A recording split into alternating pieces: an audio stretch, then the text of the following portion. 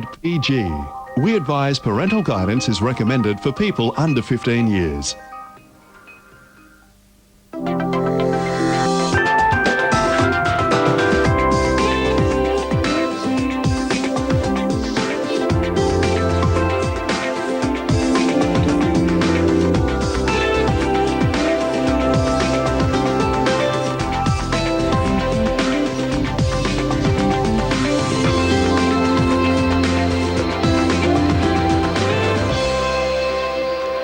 Hi, I'm Maggie Tabberer, and I'm so pleased that you could join me for another insightful, revealing journey into the homes, hearts and minds of well-known, much-admired Australians.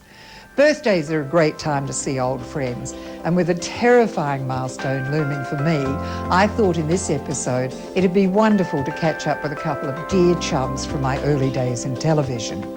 Stuart Wagstaff and Diana Fisher have both been household names in Australia for many decades, and I'm delighted to say that on this show, they're my very special guests. These two famous faces have been gracing our television screens for over 40 years. In fact, Diana, Stuart and I all appeared together on Beauty and the Beast way back in the early 60s. Stuart has some fond memories of working with Diana and her right royal connections.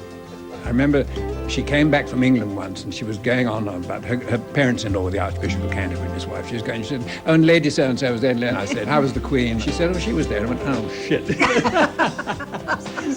Diana also has some great stories of her early working life as an air hostess crisscrossing the Atlantic, and of behind-the-scenes happenings, the day she married the Archbishop of Canterbury's son, Humphrey Fisher, with the Archbishop performing the ceremony.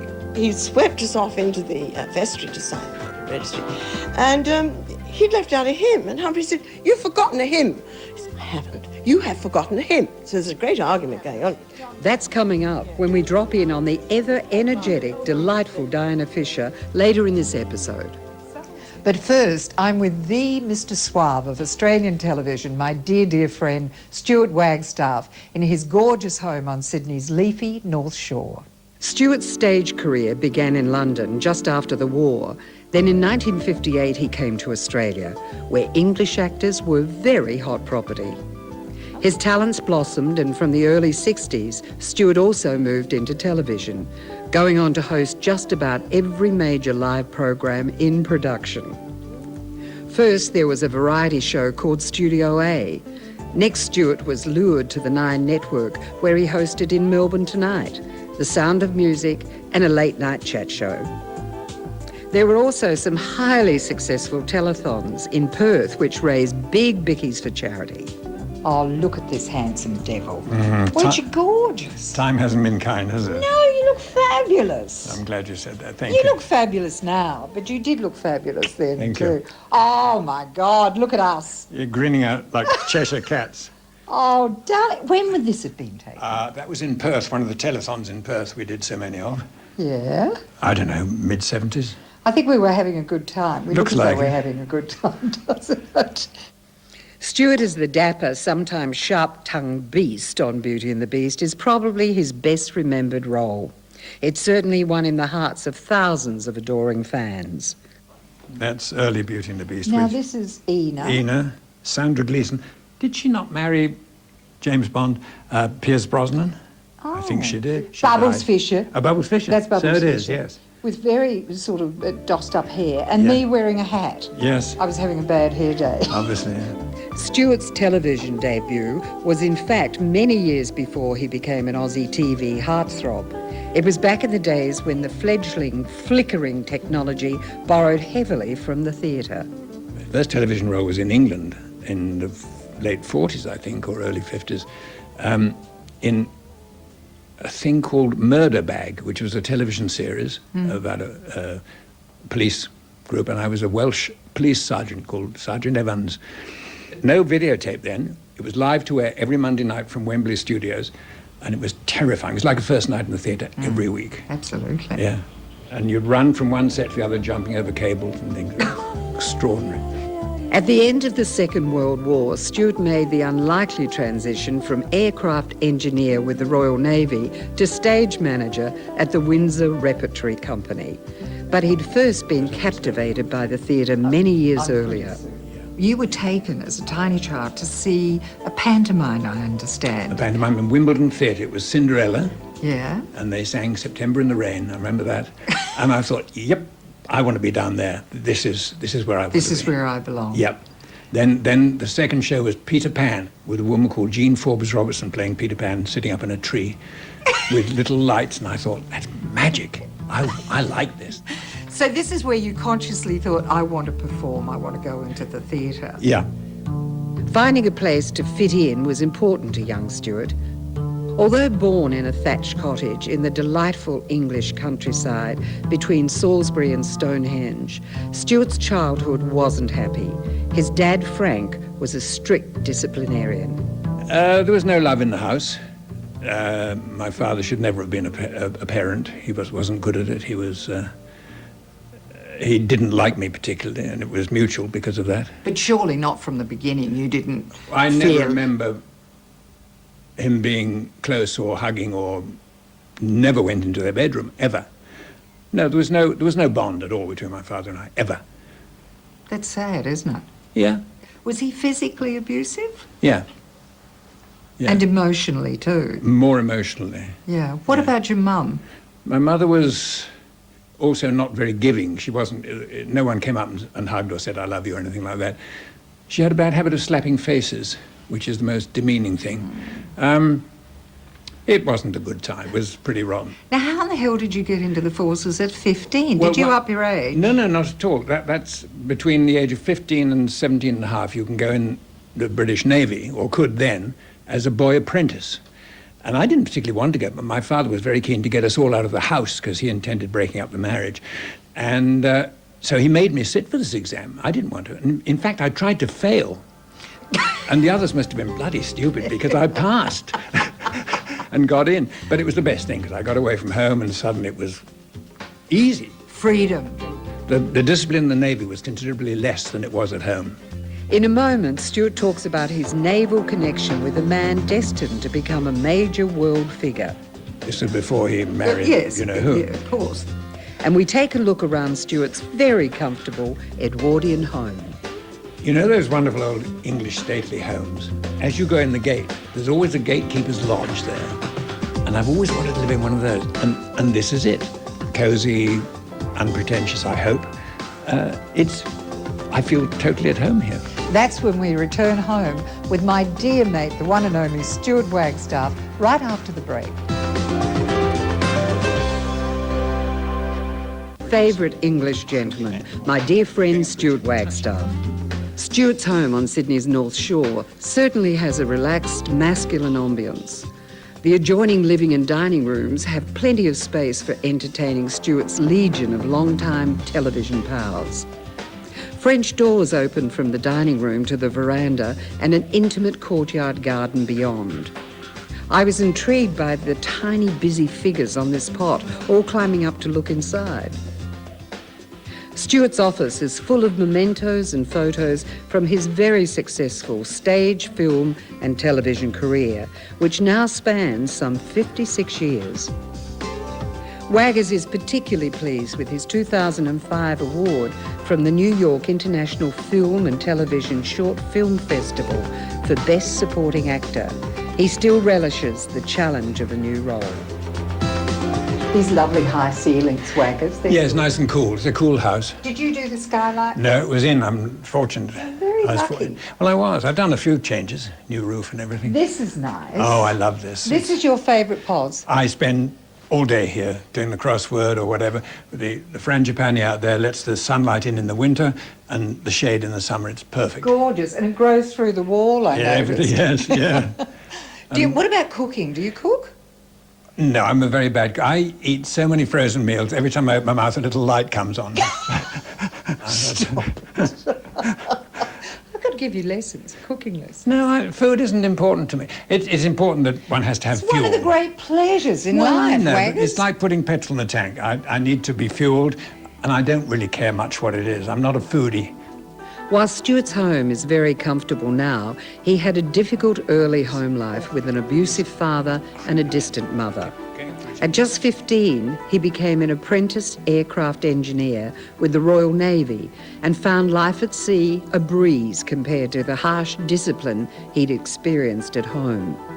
With a love of the theatre kindled by seeing pantomimes as a child, Stuart spent his spare time in the Navy putting on shows and ship's concerts. Well, that must have made you pretty popular. Yeah, well, it didn't hurt. And did you have at that time, was there a royal instructor? Yeah, I did my petty officer's course, and my instructor, my course officer, was a man called Lieutenant Prince Philip of Greece. Ah. This is before he married, yes, you know who. Yeah, of course. And how was he? lacking a sense of humour, as I recall. Oh, he seems to have developed one. Yeah, I since. did. Well, I made a few funnies during the class, and he wasn't impressed, put me on a charge. And years later, I was doing the Prince Philip Design Awards for the ABC in Perth. And he came up afterwards and said, do you do this sort of thing all the time? And I said, yes, I do. So he said, where did you train? I said, with you partly. And he said, what do you mean? I said, you were my course officer. Oh, my God, he said, and walked away. So, oh, that was that. Yeah, but at the dinner afterwards, it was rather sweet. He said, because of the telethons in Perth, I was quite well known there. And he got up at this dinner and said, well, it's nice to know I'll always be welcome here in Perth because I was in the Navy with Stuart Wagstaff. Oh, how so I nice. thought that made up for a lot.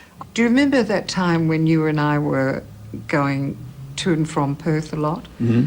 And there suddenly were those rumours. We were an item. We were an item. I wish it were true. Oh, so do I, darling. We'd laugh a lot. Within 6 months of leaving the Navy, Stuart had progressed from assistant stage manager to a full-time actor. He quickly developed his craft with a wide range of roles. Then in 1958, Stuart came to Australia. I understand that was J.C. Williamson's invitation. Yeah, I was in London. I was about to go into the Mousetrap, but I hadn't signed, and I didn't really want to do it. And I had the offer to come here and do 2 plays, one called Not in the Book, with Edwin Stiles and Sophie Stewart, and Another. And the Another turned out to be My Fair Lady, which ran 4.5 years. Oh, wow. By which time I was sort of detribalised and loved Australia, loved the people, and they seemed to like me, which helped. Well, English actors at that time were highly, highly thought of anyway, just because of their Englishness. Well, right. I mean, I had no track record, really. Nobody knew me in England. I was a working actor, but not a name. But because I was brought here, suddenly they said, oh, he must be important. I wasn't, but that's what Williamson did. They brought either has-beens or never was. And I was a never was.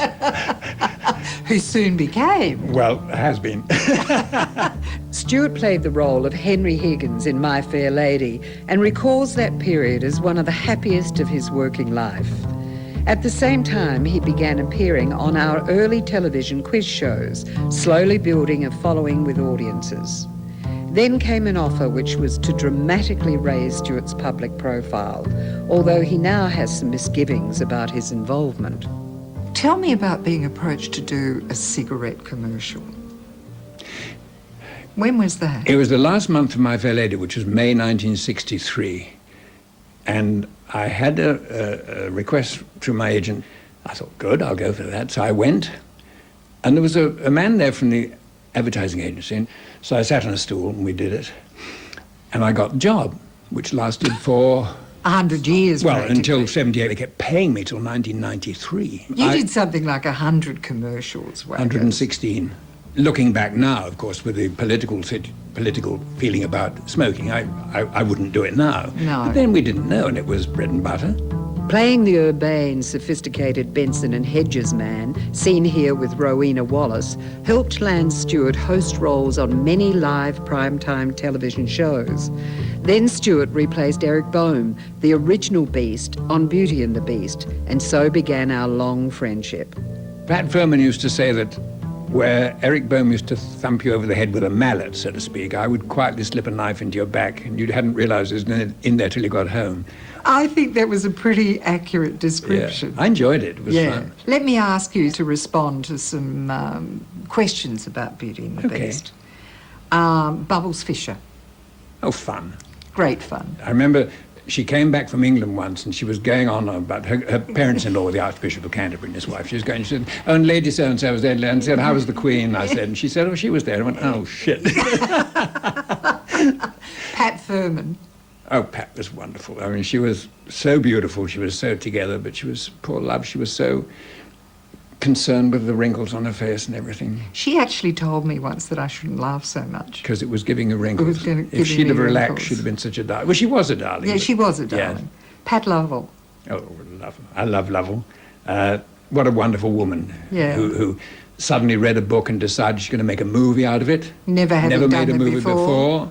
And everyone said, "You're mad," and she made Picnic at Hanging Rock, for God's sake. One of the major Great. films. Mrs. Harwood. Ina was wonderful. I liked Ina. Ina was very representative of the audience. And I used to use her as a barometer. I liked to have her on my left-hand side. And we were talking about some subject, and suddenly I'd see Ina's pencil going, and I thought, she's getting bored, they're getting bored at home. She was my weather vane. Yes. The audience. Yeah. And she was fun. I liked old Ina. You didn't really have bad feelings towards any of the girls, did you? Each one individually were great, but put you together as a group against me, and you were monsters. Oh, come on. Yes, you were. You survived. You did all right. I survived, but you gave me a bad time sometimes.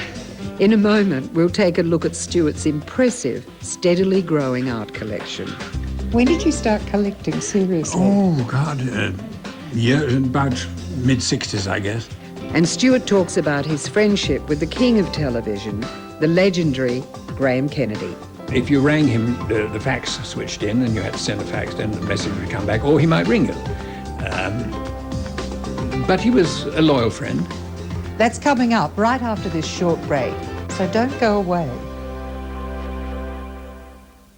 Television host and screen and stage actor, my great mate Stuart Wagstaff.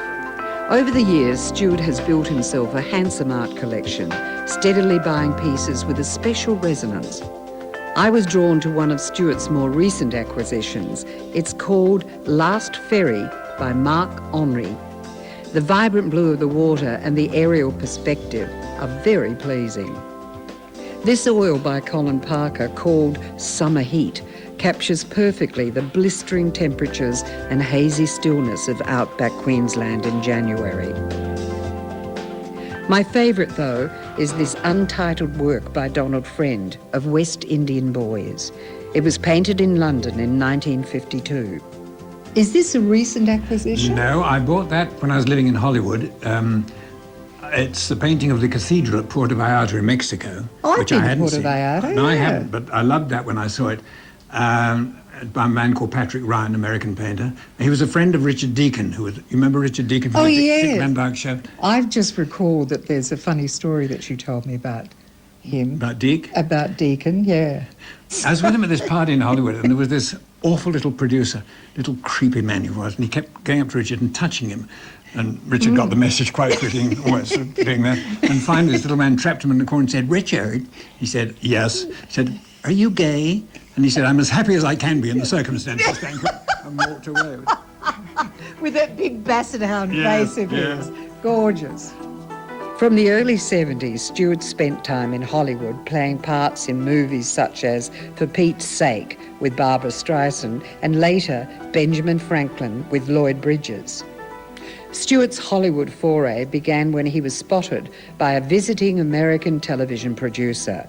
He convinced 20th Century Fox to buy Beauty and the Beast and to take our urbane, debonair beast, Stuart Wagstaff, with the show to America.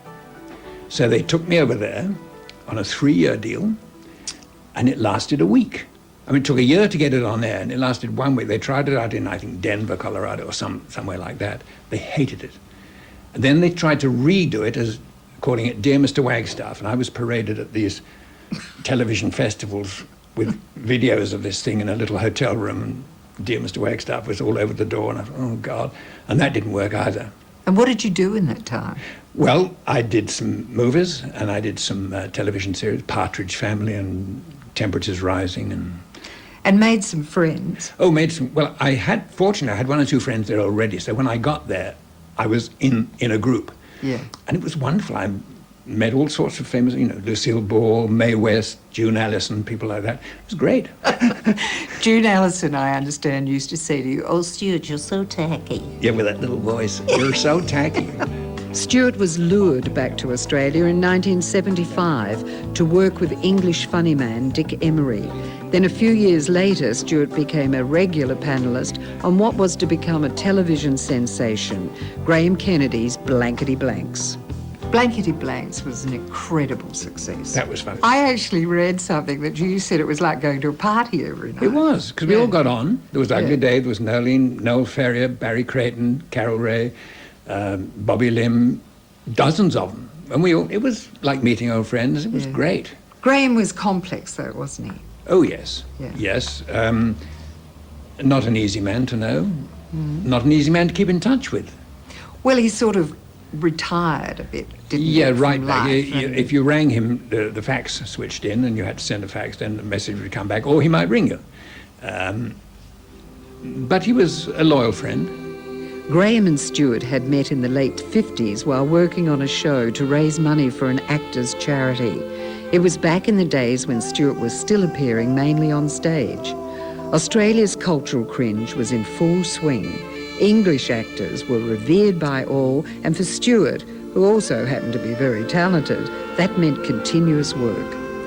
He has very fond memories of appearing in shows like Present Laughter, Private Lives, and There's a Girl in My Soup. Of course, your favourite was Noises Off. Yes. Yeah. Tell me why you love Noises Off.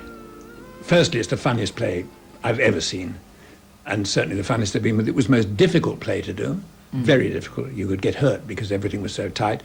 It was a happy time and very successful play. I mean, audiences, there's nothing, to me, I've never taken drugs, but the biggest high I can imagine is hear an audience rocking with laughter. That's magic time to me. Was that when comedy, you realised that comedy was your sort of Oh, I've niche? always known that. Tell me about audience reaction to comedy. Well, it's up to you. I always liken it to playing tennis with a different partner every day. You deliver your first ball down, and you Yes. get a reaction back from your partner, and so you play your shot according to the ball that's come back, and an audience sends these messages back. Yes. So you adjust your performance. It shouldn't ever get boring doing the same thing night after night, because you're not doing the same thing. You're tweaking your performance for that audience. Do you think you loved live theatre because the company was sort of like a family? Oh, very much so. Yeah. You're all there for one purpose. You're working together. You're touring together. It becomes a family. You lot against the world, and it's wonderful, particularly if you're in a success. And of course, you'd lacked that family feeling in your childhood, so... Yes, I hadn't thought of that. It was a very comforting. family replacement. That's Yeah. why I love doing a play or a television series or something. A regular meeting of the same group all the time. It's wonderful. You never managed to reconcile with your father. No. Did things change for you when he died? I lost my ambition. Really? I didn't realise about a year after he died, he was 88, which would be 1985, I thought, where's the drive gone? And I suddenly thought, there's no one to say, up you two. Because he always said you won't amount to Nothing. anything, and I just wanted to prove that I bloody could. So you spent a lifetime. I guess looking for his, not approval, but yeah. And I think when he went, I only had to prove myself after that. Any advice that you'd give to fathers, young fathers? Oh, God, yes. Tell them they love them. Hug them. Tell them they're worthwhile. Yes, yes, yes. Do everything you can to build the child's confidence. Oh, yes. The power of praise. The power of prayer, the power of love, the power of affection. While always enjoying that sense of belonging to a group of actors, Stuart has lived most of his life on his own. He claims he's just no good at sharing. Stuart's also keen to keep working. He's currently giving seminars to seniors on new ways to fund their retirement. And he's philosophical about the passing years. It's hard to believe Stuart is now 81. I look in the mirror in the mornings, then it's bit of a shock. No, but you don't feel No, seriously in there I'm 35. And do you appreciate how great your mental attitude is? And do you think that dictates that you're also physically so well? I've never really considered that. I guess so. Yeah. I keep my mind going with crosswords. There was a wonderful old lady called Dame Sybil Thorndike, and she died at 97. And every day until she died, she would wake up. She'd either learn by heart a passage from Shakespeare or from the Bible. Every day. And she died as bright as a button. What's the best thing about getting older? When you're young, you care desperately what people think about you. You go out and say something, you go home and think, oh, should I have said that, or what did they think? Now I don't give a stuff what they think. If they don't like me, tough. It's not important. What's the worst thing about getting older? I mean, it's not for sissies, is it? No, it's things, little aches and pains and things going wrong. And bending down to put something in the oven and you can't get up again without doing all that. And getting out of low cars. Yes, that's a bitch. Yes. Tell me, is generally, it's all right. Stuart's a keen gardener, although from what I've seen, he's a bit of a devil with the hedge trimmers. He's also devoted years of his time and energy to the children's charity Variety and is now one of Variety's international ambassadors. And for my money, there's no better companion than Stuart for a little trip down memory lane. That's you, 1971, it says. And that's the telethon in Perth. Yes, that's Gerard Kennedy. Gary Meadows, he died. He died. There's only us left, darling. You look after yourself, Waggers. You look after yourself. Oh, I do. Coming up, we drop in on another dear chum, Diana Bubbles Fisher, in her charming Paddington Terrace. Diana tells of her early life as an air hostess. You were either the Duchess's daughter or you had great legs. I had great legs. And Diana recalls the first meeting with her father-in-law-to-be, the Archbishop of Canterbury.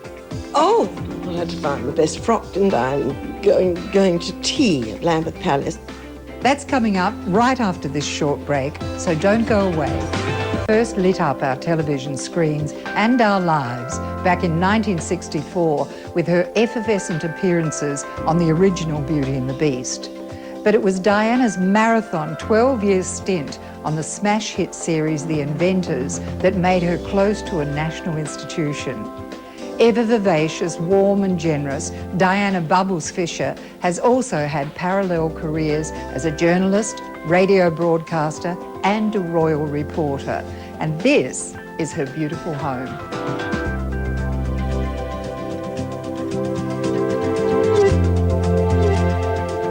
In a moment, we'll meet Diana and hear about her glamorous transatlantic lifestyle pre-television and about some of the insights she's gained into the British royal family as a veteran reporter and researcher on many royal events, both here and in the UK.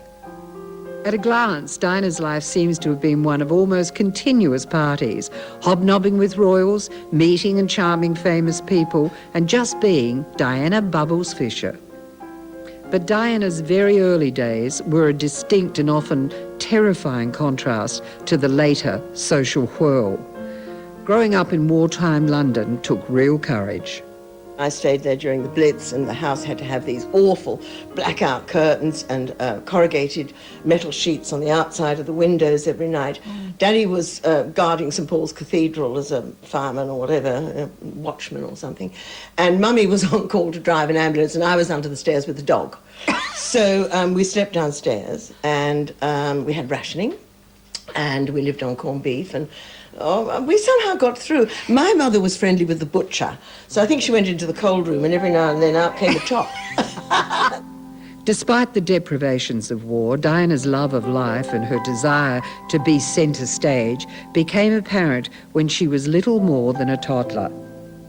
At just 3, she appeared in her first production, and young Diana would often go with other children to entertain injured soldiers in hospitals near the family home. And while Diana yearned for a theatrical career, her adoring parents, Dottie and Dibbs, insisted she get some formal qualifications. Diana was enrolled by Dottie at Secretarial College. Diana then set about using her secretarial skills and natural curiosity to find work that appealed more to her theatrical leanings. She became a researcher for England's public broadcaster. The nearest thing when I had finished was I looked around to see what was available, and the nearest thing was the BBC. I thought, well, that's a good start. And lucky for me, I got into the best department, which was outside broadcast sound. You did a lot of premieres, you did a lot of state and royal occasions. Was that where your interest in the royal family sort of started? Well, it was kind of thrust upon me because, I had to work on the coronation. It was in Hyde Park on the day, and it was a rainy, cold day, but it was a magical time. And then working on all those state royal occasions, whether it was Trooping the Colour or whether it was a grand royal state occasion, we were always there because it was outside broadcasts. And while Diana loved the BBC, she yearned for more excitement. She was recruited as an air hostess with BOAC, the forerunner of today's British Airways. The lure of exotic faraway locations was simply irresistible. Diana began flight safety training after hours while still at the BBC. She'd also just split up with her first love, a handsome rugger player. It was during this transition period between jobs and while recovering from a broken heart that a young BBC television producer called Humphrey Fisher first appeared on Diana's radar. Humphrey's dad just happened to be the Archbishop of Canterbury. When did you actually come face to face and meet Humphrey? We actually met in the canteen. We were, we all got together after events and we sat down and had lunch or something, and I was doing this training and had to go out to the boondocks somewhere to learn all about how to deliver babies in the afternoon, rescue people in the sea and all this training to be a BOAC hostess. And Humphrey started to ring up and say, would you like to go out to dinner? I thought, might as well. So I went up to town. I was early. He was in the bath. Anyway, we did go out to dinner. I wasn't particularly interested. Drove me home. Lovely. Anyway, it sort of began, and it was on, off, and I was flying and meeting these pilots and going out in New York and swimming in the sea in Jamaica because I was having this wonderful time. Sometimes he'd turn up to meet me. I thought, gosh, I wish he wouldn't. I'm having a nice time. So you weren't so keen? Not so keen. So we went away on holiday, and we went to Italy and had a lovely time. But foolishly, we got to a hotel where I'd been with my other boyfriend, and so I wasn't so happy about that. And he asked me to marry him. I don't think I better tell you this bit, but I turned over and turned over and went to sleep. So that was part one. Now you were flying and Yes. you became an air hostess. Yes, I did. It was considered in those days very glamorous. Grand. You were either the Duchess's daughter or you had great legs. I had great legs. Well, was it exciting? It was exciting and a bit terrifying to begin with. I was sick on the first 3 months because I was pining for my love, and my love wasn't there. So anyway, so that was a bit difficult. But no, I got over that. How long did that trip from London out to the Caribbean take? Oh, about 11 or 12 hours across the Atlantic. And if you did a daylight, that was hard. You were walking. I really walked the Atlantic. Despite Diana still longing for her lost love and flying the world, young Humphrey Fisher maintained pursuit. After the rejection of his first marriage proposal, though, Humphrey decided on a little reverse psychology. I was away on a skiing holiday, and he kept sending me these letters about people entertaining him and having dinner and how gorgeous this friend of ours was. I thought, here, what's going on? So anyway, I wrote back and said, here, you're supposed to love me. What are you doing? And back came this 2-page telegram saying earliest possible marriage, of course I love you. So we get it at the post office and we walk up the snowy street reading it. And I'm going, oh, lordy, lordy, lordy, what shall I do? And Paddy says, say yes. So I went to the post office and wrote, darling, we'll jump. Diana had certainly been thinking of marriage, if not necessarily to Humphrey. In fact, she'd already ordered her wedding dress from one of New York's most exclusive stores, Bonwit Teller. Ah, the wedding dress. Well, yes, I was looking at wedding dresses, and there was this lovely magazine, Bonwit Teller, and on the front cover was this gorgeous fairy tale thing with sort of, oh, it was amazing. So I looked at it and thought, yes, I'd quite like to look like that. So I tentatively went along and I asked them about this dress on the front cover of this beautiful brides magazine. So they said, well, we can make it for you. And I thought, well, all right. So they made it for me, and it was quite adorable. I was very the American bride, tiny bouquet of orchids and gerbera, and the coronet and the short veil sort of whoopee, 3 meringues. And they kept ringing up and saying, your dress is ready, and I wouldn't go and get it. I would not go and get it. I didn't think I wanted to get married.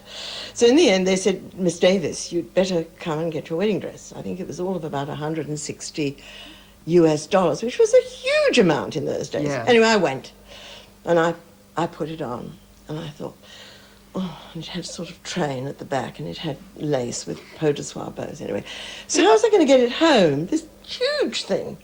So what did I do?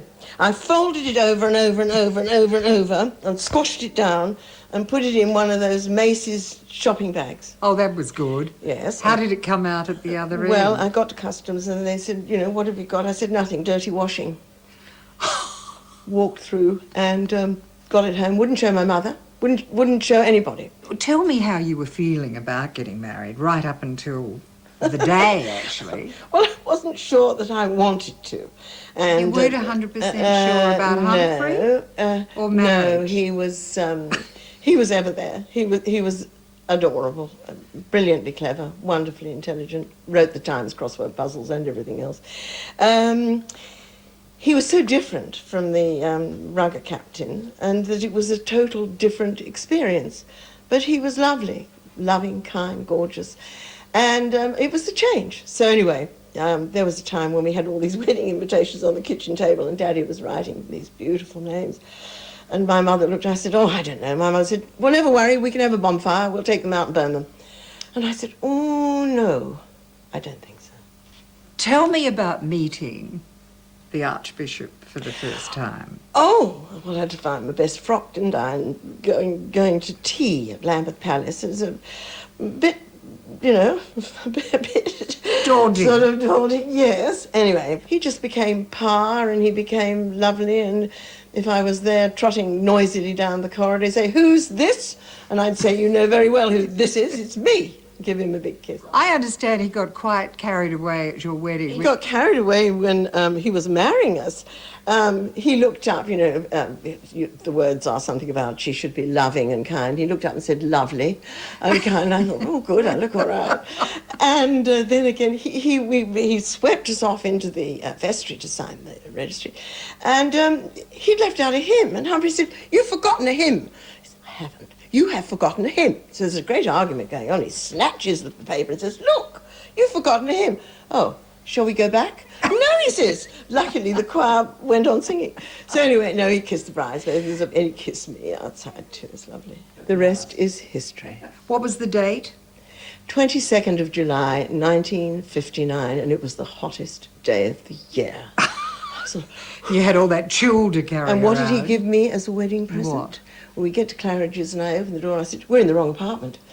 There's a ermine fur coat in here. And he said, damn it, it's yours. And there I was with nothing on. I put on the fur coat. That was my wedding present. But in those less enlightened times, being an air hostess was strictly for single women only. Marriage meant the end of Diana's flying career. I was heartbroken. And I said, but look what I've done for you. Anyway, no, I went into ticketing, lasted about 3 months, thought this was boring as hell, and left.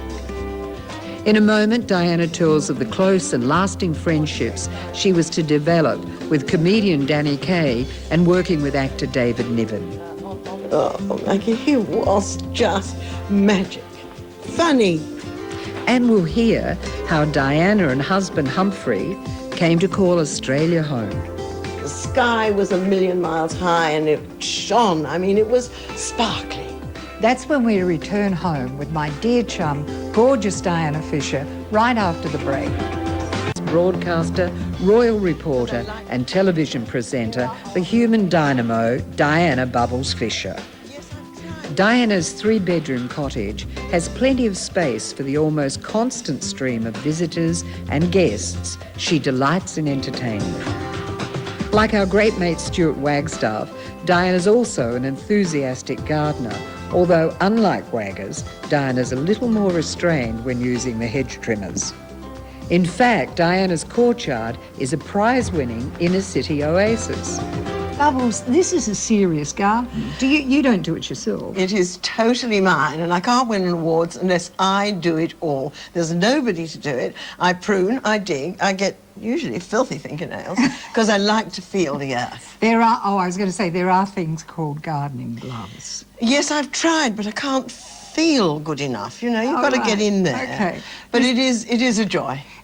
And you have won awards for this garden? Yes, I've won 3 times. Actually, I've won the best courtyard garden in Wallara. Oh. Well, it is nice. It's very pretty. Country garden. I'm very impressed. Good. Listen, if you're not doing anything next weekend, you could come down and start on the barn. Whether winning garden awards or writing about royals, Diana's ability and energy have always left a lasting impression. Her media career began at the BBC in London in the early 50s, although it was briefly interrupted when she became an air hostess. It was Diana's world-publicised marriage to the Archbishop of Canterbury's son, Humphrey Fisher, that brought her flying career to an end. She was now a married woman. Never one to mope, Diana quickly remodelled herself as a freelance Girl Friday, and with her BBC connections soon found interesting work back in the creative world she so loved. They rang up one day when I was looking after this Harley Street surgeon and said, "We've got someone I think you'll like." And I said, "Yes, what is it?" "Would you like to look after David Niven while he's filming The Guns of Navarone?" And I said, Oh, yes, please. So I went to meet him. Oh, Maggie, he was just magic.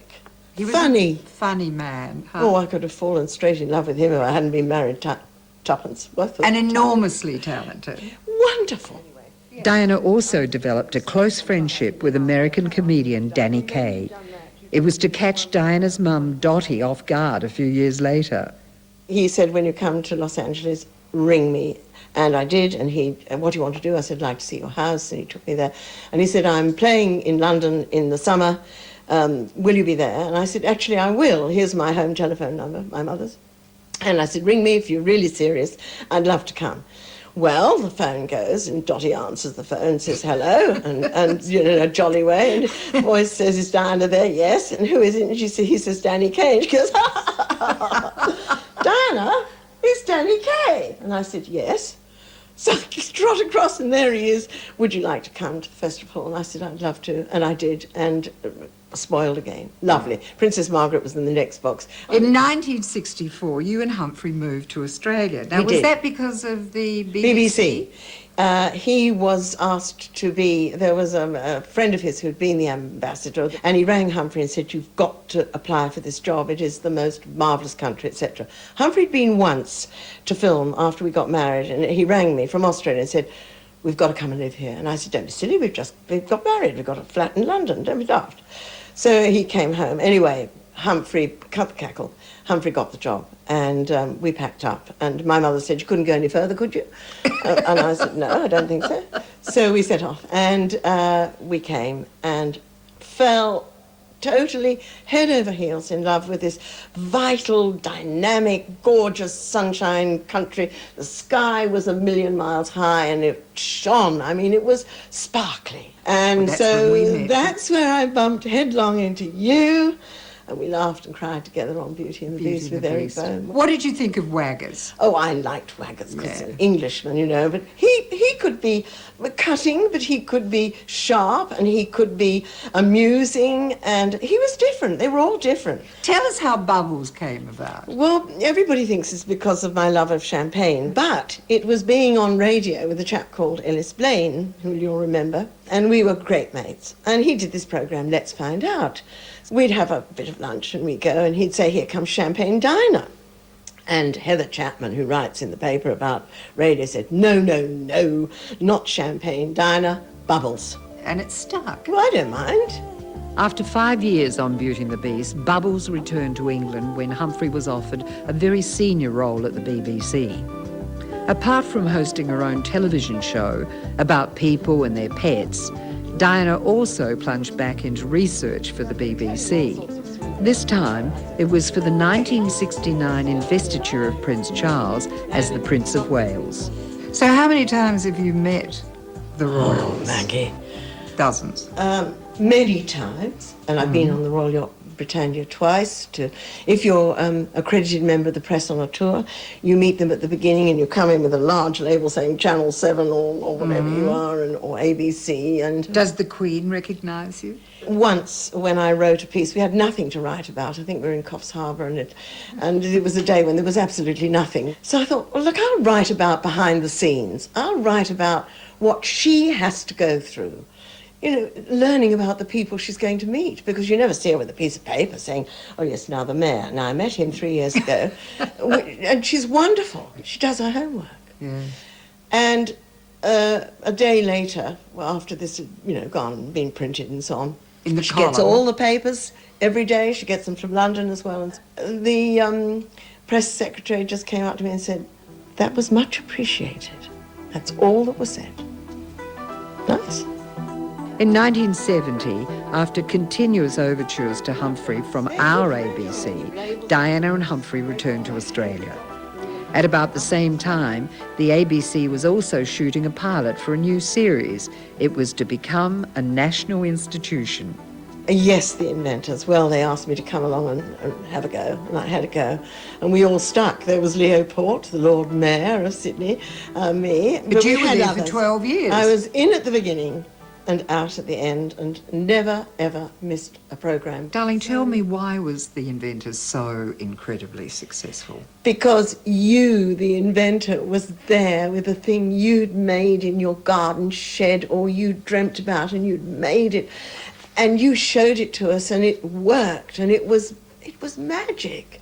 It was lovely. And we were a family. We had fun. I mean, every time before we went on air, I'd pinch the boys' knees to make them laugh, so they looked sort of bright and jolly, not sort of, oh, hello, good evening. And it just was happy. It was wonderful. You were passionate about that show. It was my baby. What do you think was the best thing, the best invention that happened in the time that you were there? There was an inventor who ran his car on water, and he took me out in it. I mean, it starts on petrol, and they're doing it now. There were wonderful screws and nuts that you could screw that couldn't possibly come undone, which led to wonderful things like children not being able to undo pill bottles that you have to press down. Things for swimming pools, gates that now you have to pull the knob up. You see those everywhere. I mean, there was something in every category that was wonderful. After the inventors, Diana worked as social editor for the Sunday Telegraph and then did a stint on Women's Weekly, Women's Day, Vogue. In fact, there's hardly an Aussie magazine that hasn't been buoyed by Diana's zest and energy. Then I became the Sydney Calendar, then I became, of course, the local paper that went with Korea, and then really I'd had enough. Too many cocktail parties. Can you imagine going to 4 events a night? I mean, I had my little mini, and I'd zip in and zip out, and they'd say, you weren't there. And I said, I was there, just a sec. You were in a navy dress which had white spots and a bow at the neck. And they'd say, yes, I was. And I said, yes, you see, I was there. But sadly, Diana and Humphrey's relationship began to suffer as a result of their frenetic careers. As is often the case, communication was the first casualty. Well, there came a time when we really, as some people will know, they get in a relationship, they're not talking to each other. And nothing's working. He was coming home late and I had to go out and do the column. And so we split up and we had half each, and I got a little house in Paddington, he got a little house in Paddington. So anyway, I had the cat in the pictures, and I sat there howling, thinking, what am I doing on my own? I've never been on my own in my life, and I don't like it. Anyway, we remained great friends. And that's what actually happened. We became, I looked after him when he was ill. I nursed him here for a year. And we just were good mates. We just couldn't live together. Yeah. No. I think it's very sensible. And we adored each other. I mean, I loved him dearly. I never found anybody else that was so kind, so clever, a gentleman. Humphrey died in 1996. As well as her passion for life and fun, Diana Fisher certainly must be one of the kindest, most generous people in the business. Our friendship now spans over 40 years, and it's always heartwarming to get together for a chat and a good old reminisce. Bubbles, do you remember when you and Humph used to hold those Sunday night soirees in that huge apartment that you had? And you used to cook scrambled eggs for about 20 people. Yeah, and we played charades. Yeah, we did. Sometimes. You were Or strip poker. You were good. Oh, I don't remember that. No, you wouldn't. What's with the jam? Well, you see, I have a reputation for making marmalade, and people either leave empty jars on the doorstep, or they arrive with cartons of fruit struggling down the road, or they call me up and say, I've got fruit for you. So you clean the jars, wash them, and put them in the oven. I've just made the latest brew. This is just cold. Put your finger in. Oh, gosh. See how it is? A bit more. Oh, it's delicious. That's lemonade lemons, clementines, and grapefruit. Dinah, it's fabulous. You're a clever girl. Not bad.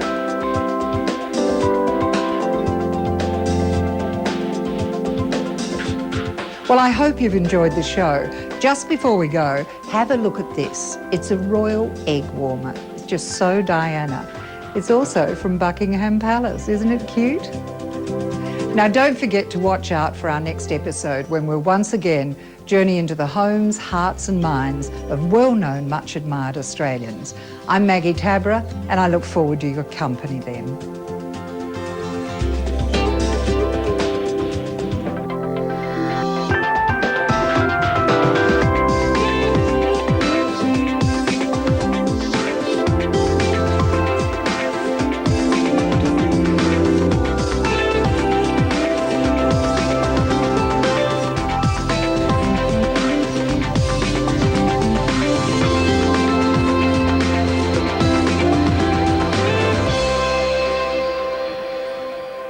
Hi, I'm Maggie Tabberer, and I'm so pleased that you could join me for another fascinating journey into the lives and homes of well-known, much-admired Australians.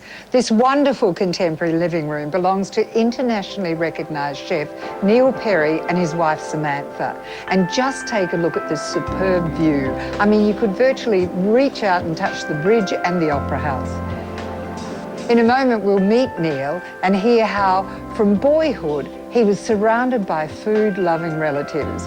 We'll also see more of Neil and Samantha's beautiful apartment and have a look at where Neil cooks when he cooks at home. Also in this episode, we'll drop in on Australia's leading architect and design commentator, Divina Jackson, and learn how she and husband Chris Johnson set about updating their late 19th century villa. Bulldozers came in and just knocked the whole back off, and we've just built this part, which is a kind of pretty simple but open and very good sort of party zone. That's coming up when we visit architect and design commentator Divina Jackson later in this episode. But right now, I'm at home with an icon of contemporary Australian food, Neil Perry, in his ultra-modern inner-city apartment. Chef and restaurateur Neil Perry is widely regarded as a vital contributor to the evolution of contemporary Australian cuisine. His unique combination of Asian flavours with our profusion of seafood and other fresh local produce were first hailed as inspirational almost 20 years ago.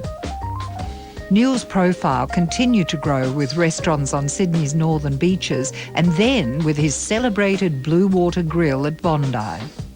But Neil experienced difficulty establishing stable, harmonious business partnerships.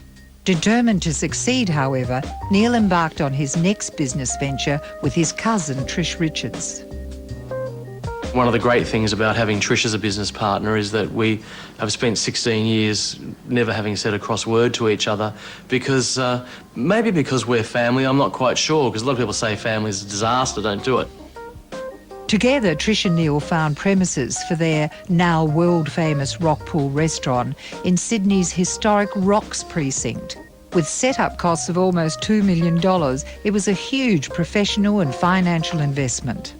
Well, it was back then. It was 89 and we didn't want to, but we've unfortunately got caught in a lot of delays and one of these things, when you see what designers come up with and it's beautiful, you kind of have to have it. And we'd really decided that this restaurant had to have a sort of an international design presence as well as food and service and everything.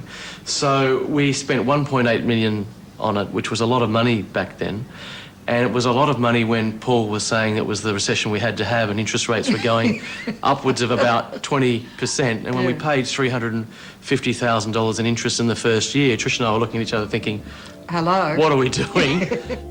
Undaunted, Neil and Trish focused on their dream. Rockpool opened, and the restaurant quickly became a favourite of influential food critics. It also won a rating of 3 chef's hats in the Diner's Bible, the Good Food Guide, elevating Rockpool to a fine dining class of its own. They were heady days. Neil and Trish began building on their success, and within 6 years were running 7 restaurants, employing 400 people with an annual turnover of $26 million. I think, unfortunately, we grew very quickly. And, you know, on my part, it could have been bad staff selection. There might have been a whole lot of things, but one of the things that Trish and I did, I think, was probably lose control of what we really love doing, which is each individual restaurant really, really well. So we came to the conclusion that we really needed to change the way that we were doing business, because there's no use just seeking turnover for the sake of turnover.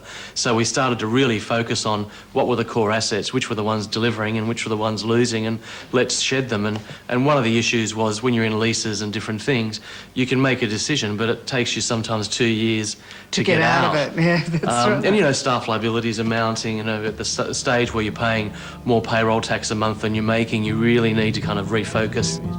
But Rockpool's fortunes have seesawed. In 1999, the restaurant lost a chef's hat. They regained it just a year later, but since visiting Neil at his home, Rockpool has again been demoted to just 2 hats. Neil recalled what it was like the last time Rockpool was in this position. Well, it was devastating for my crew as well. The majority of the people in that restaurant work 14 hours a day to produce the food that we do. And to be honest, we didn't feel that it was any different, but, you know, some food critics did. It was not fun down on the next run. When it's coming around again, that Good Food Guide thing's coming around again, do you get a bit nervous? I think every chef that has a 2 or 3 hat restaurant in Sydney stresses out for the whole of September. It's sort of, it's really hell in the kitchens of Sydney in that month, because everybody's focused in, you know, the judging's been done earlier in the year, the guide's printed, everyone's trying to sort of get the dirt. Does anybody know what's going on? And on the night, it's interesting because they do 1 hats and then they say the 2 hats and then the 3s. So by the time they've read out the 2 hat restaurants, if your name's not there, you go, you don't care about anything else. Let's have another drink. Yeah, exactly. And that's when you start drinking. But, you know, lots of people get demoted and make it back up and so forth. So, but it's kind of gut-wrenching because it's the one that everybody, the industry seems to have taken it on board, said, OK, that's a great benchmark and we're all comfortable with that. So it's sort of like your award. It is your real awards night, and people feel very strong about it. Yeah. What do you think of food critics? Just tough questions, don't you? Oh, it's a tough show. What do you think of food critics today? Well, I mean, I think that just food critics are kind of a necessary evil. I mean, they're there. Hang on. I mean, they're not all evil. Leo Schofield, of course, sang your praises way back in Perry's days. We always get good support because I think we do the right thing and we try really hard for our customers. But it's sort of like the chicken or the egg. I mean, you know, if you open up a restaurant, food critics believe they have the right to criticise them. And I guess if a food critic writes something in the paper, then people have the right to criticise them as well. So it's the situation like any business that there's usually industry bodies set up to critique it. But it's interesting. I mean, everybody eats to survive, so everybody's a critic, you know. So. That's true. Neil says Rockpool's latest downgrading to just 2 chef's hats is completely unjustified. It remains to be seen how the restaurant weathers its latest demotion. Sydney diners are notoriously fickle, but it's certainly not the first time Neil and Rockpool have faced serious challenges. We were in a situation where we were fighting for our life for probably from, you know, 98 to about 2003, where at any stage, if everybody called the chips in, you know, it would have been over and out. And certainly not the survival of Rockpool as a restaurant. You know, it's full every night and people love it and it's brilliant. But the financial part of Rockpool, we were in really bad shape, and the bank looked after us incredibly. Trish, my business partner, I mean, you know, we just say, I don't know how kept the balls in the air or as I say to her when we used to send her off to the bank, keep dancing, Maria. And it was amazing because we really were in a situation where we should have just given up. Did you suffer at any stage personally because of the stress of the restaurant? It was really difficult for both Trish and I. I mean, I would say that there weren't many nights when we didn't wake up a lot in the middle of the night. There weren't a lot of days that you didn't have stress and you probably weren't thinking, why am I doing this? But I think at the end of the day, we did it because we both, love each other and enjoy each other's company. And we love this thing that we've built together. And importantly, we love all the people that work for us. They're like our family. I mean, when people come to Rockpool, it's like people coming in and sitting in Trish and my living room. It's an extension of our house. Since his brush with financial oblivion, Neil has sought ways to grow the Rockpool and Neil Perry brands without exposure to huge debt. He's written 3 best-selling cookbooks and has become a household name through his popular Lifestyle Channel TV series, Food Source and Rockpool Sessions. Neil also consults with Qantas on menu development and staff training, and he's also launched Neil Perry Fresh, a range of cooking pastes and condiments with Woolworths. As recently as 2003, Rockpool was named one of the 10 best restaurants in the world. Well, we were incredibly proud of that because, a restaurant is about, we're in this nostalgia business. It's about a memory. Today we set up and we work really hard to create an experience for somebody so that they walk away tonight and they have a memory of the restaurant, either good, bad, indifferent, whichever way it is. And tomorrow we start again. It's not like filming something and you can watch it for the rest of your life or cutting a record or whatever. It's really about the memory of that great experience. And so for somebody to ask a bunch of people around the world where their favourite restaurant experience was, and 99% of those people were not Australian, it was really kind of rammed home to us that we'd created a lot of great memories for people and that we'd actually achieved what we set out to achieve. Yeah. So, we loved that one. Coming up, we'll learn about Neil's large extended family, their love of food, and Neil's decidedly free-range childhood. We were down by Georges River and right on the water, which was fantastic. Yeah. And then we moved up to just a little farm. We had horses, and so there was a lot of riding. We'll also meet Neil's wife, Samantha, and their adorable daughter, Macy. Oh, yes, how nice.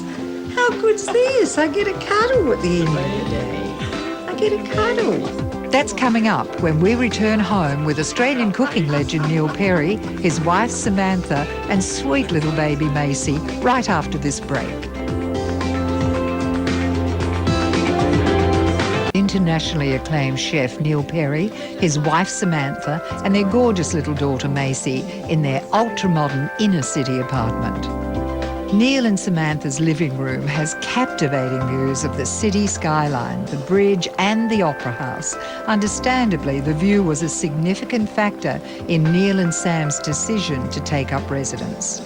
No, we've been here just over a year. We moved a month before she was born. It was a month. Yeah, I think so. Oh, yes, I agree. And tell me. You didn't even know. You were in the tummy. Weren't you? Neil and Samantha met in November '99 when Sam was working for Gourmet Traveller magazine. Both had busy lives. They tried unsuccessfully to get together for a date, but finally did so in January 2000. And Neil told me they've barely been apart since. Their Harbourside wedding in March 2003 was a stylish but low-key event attended by relatives and close friends. Neil has a combined family with daughter Josephine from a previous marriage. Josephine also lives with Neil, Samantha and Macy for extended periods. Well, being a dad's fantastic. I mean, I just love children, and I've got the best 11-year-old girl. Josephine's like my best friend, and I just hope that we maintain that kind of relationship for the rest of my life. There'll be a few bumps. Yeah, there'll be a few speed humps, but because I'm the kind of dad who just always says yes, I think it'll be okay. I get into trouble with Sam all the time because I'm the kind of yes guy. Yeah. But, there's just nothing that I wouldn't do for her. I love her so much, and you know, we just love hanging out together. And Macy's just been a joy because, you know, 10 years is quite a big gap, and I'd sort of forgotten how amazing they are when they're little. And does Josephine get on well with Macy? Oh, and that's the wonderful thing. I mean, you know, before Macy was born, there are all these questions of, you know, will you love the baby more than me? And, yes. And all this sort of thing. And or now you've got a new family. And the very minute that Josephine saw Macy, which was just a couple of hours after she was born, she completely got the whole thing and understood that their love just grows, which is a fantastic thing. And I just cannot understand parents who say, that's my favourite. I mean, I just could not. You know, I just love them so much, and it's so fantastic that they love each other so much that, you know, it's just brilliant, actually. The Perry home has 2 levels, so there's plenty of room for a growing family. The top floor has 3 substantial bedrooms and a mezzanine of bookshelves crammed with Neil's passion, cookbooks. Downstairs, the minimalist interior provides a perfect setting for some engaging original works, like this delightful ballerina by artist Esther Ehrlich. It's called Fifth Position. At night, the city's illuminated high-rise provides a very glamorous backdrop. From Neil's balcony, however, there are plenty of reminders of Sydney's rich Victorian heritage, a strong contrast to the uncluttered 21st century feel of Neil and Samantha's apartment. The great thing about this is that, you know, it's close to Rockpool. It's really easy for me to get into work. We love the fact that there's a Woolworths downstairs. That sounds really mundane, doesn't it? But you never have to do the big shop. You know, it's like I say to Josephine, quick, go and get some water. Oh, we're out of cat food. You know, and it's not like this, oh my God, I've got to get in the car and drive. It's quite interesting because everybody kind of shops with a small basket down there.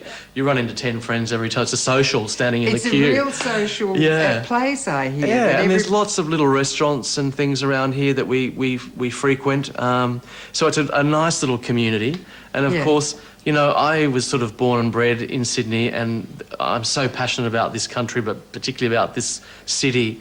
And, you know, I lived for 8 years of my life in the Rocks looking at the Opera House and the Harbour Bridge from the other angle. And I really just love having that there. I look at it every day, and it just reminds me of how beautiful this city is. As Macy gets older, do you think that you'd think about perhaps doing the full sort of, you know, house with a backyard? Yeah, I think Sam would love to have. I mean, I've came from the same situation as her. I lived in houses when I was younger as well. But in my adult life, I've always lived in apartments, and I quite like the whole apartment dwelling thing.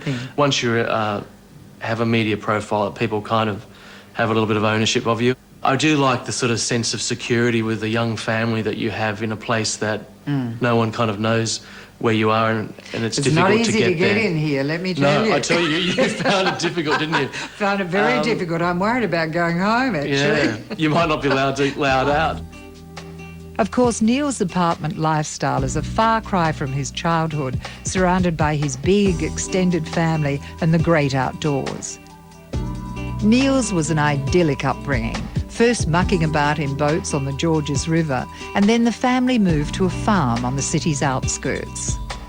What was fantastic about that was we had horses, and so there was a lot of riding. Dad got a bigger garden because we had about a couple of 100 acres, and so he grew more stuff for us, and there were more chooks running around, and yeah, the horses, which was fantastic. And in those days, there were really very few fences between sort of Blacktown and Penrith, so you'd just go kind of riding for a whole day without, you know, kind of running into anybody. They're wonderful memories from a childhood, aren't they? That freedom. Yeah, well, I think they're great, and I sometimes with my children, I do worry that you just don't have the opportunity these days to experience the outdoors like we used to in those days. Yeah. Before Neil was born, his dad Les and his mum Margaret already had a total of 6 children from previous marriages. Neil told me he is the only one blood related to all 8 members of his immediate family. I was the baby, so I've sort of got you know, a tribe of mothers and fathers. My brothers and sisters looked after me because they were much older than me. Yes. As if I was, you know, one of their babies. So yeah, I was very spoiled, lucky. You were spoiled rotten, My mother in other says so, words. but I don't think so. So, did you have big family occasions that you remember? Yeah, we had huge family occasions. My father came from 7 children, and so they all had, you know, 6 or 7 kids each, and so by the time the cousins and the second cousins and the nephews and nieces and the grandchildren were there just seemed to always be 30 or 40 people in the house. Always a big buffet of food, and lots of fun. And who did the cooking in the house? Well, all of my dad's siblings, all the Perrys were very into food. So all the boys, there was 2 girls and 4 boys. They all loved food and loved cooking. My grandmother loved cooking. So, you know, generally speaking, the Perry side of the family would kind of lay the spread on. And interestingly enough, Dad and a lot of his brothers and sisters were interested in Indian cooking and Middle Eastern food. So there'd be always different things on the table, which was So you great. were exposed to that, exotic foods, really, compared to most Australian kids, I suppose, at a very early age. I was very lucky that, you know, they were all fascinated with food and fascinated with, as I said, Indian and Chinese and all that sort of stuff. That at that stage, yeah, you wouldn't see that kind of food cooked at home. We also had some great Chinese friends in those days that used to cook for us and cook real Chinese home cooking, like red braised pork shoulder, and we used to have things like pork with shrimp paste and things that are quite odd, and even today you don't really see a lot in Chinese restaurants. So was your lunchbox pretty sophisticated compared to the other kids? Well, I think because my dad was a butcher and he used to run a meatworks, we had a lot of Yugoslavians and Greeks and Italians, and a lot of those guys were butchers and boners.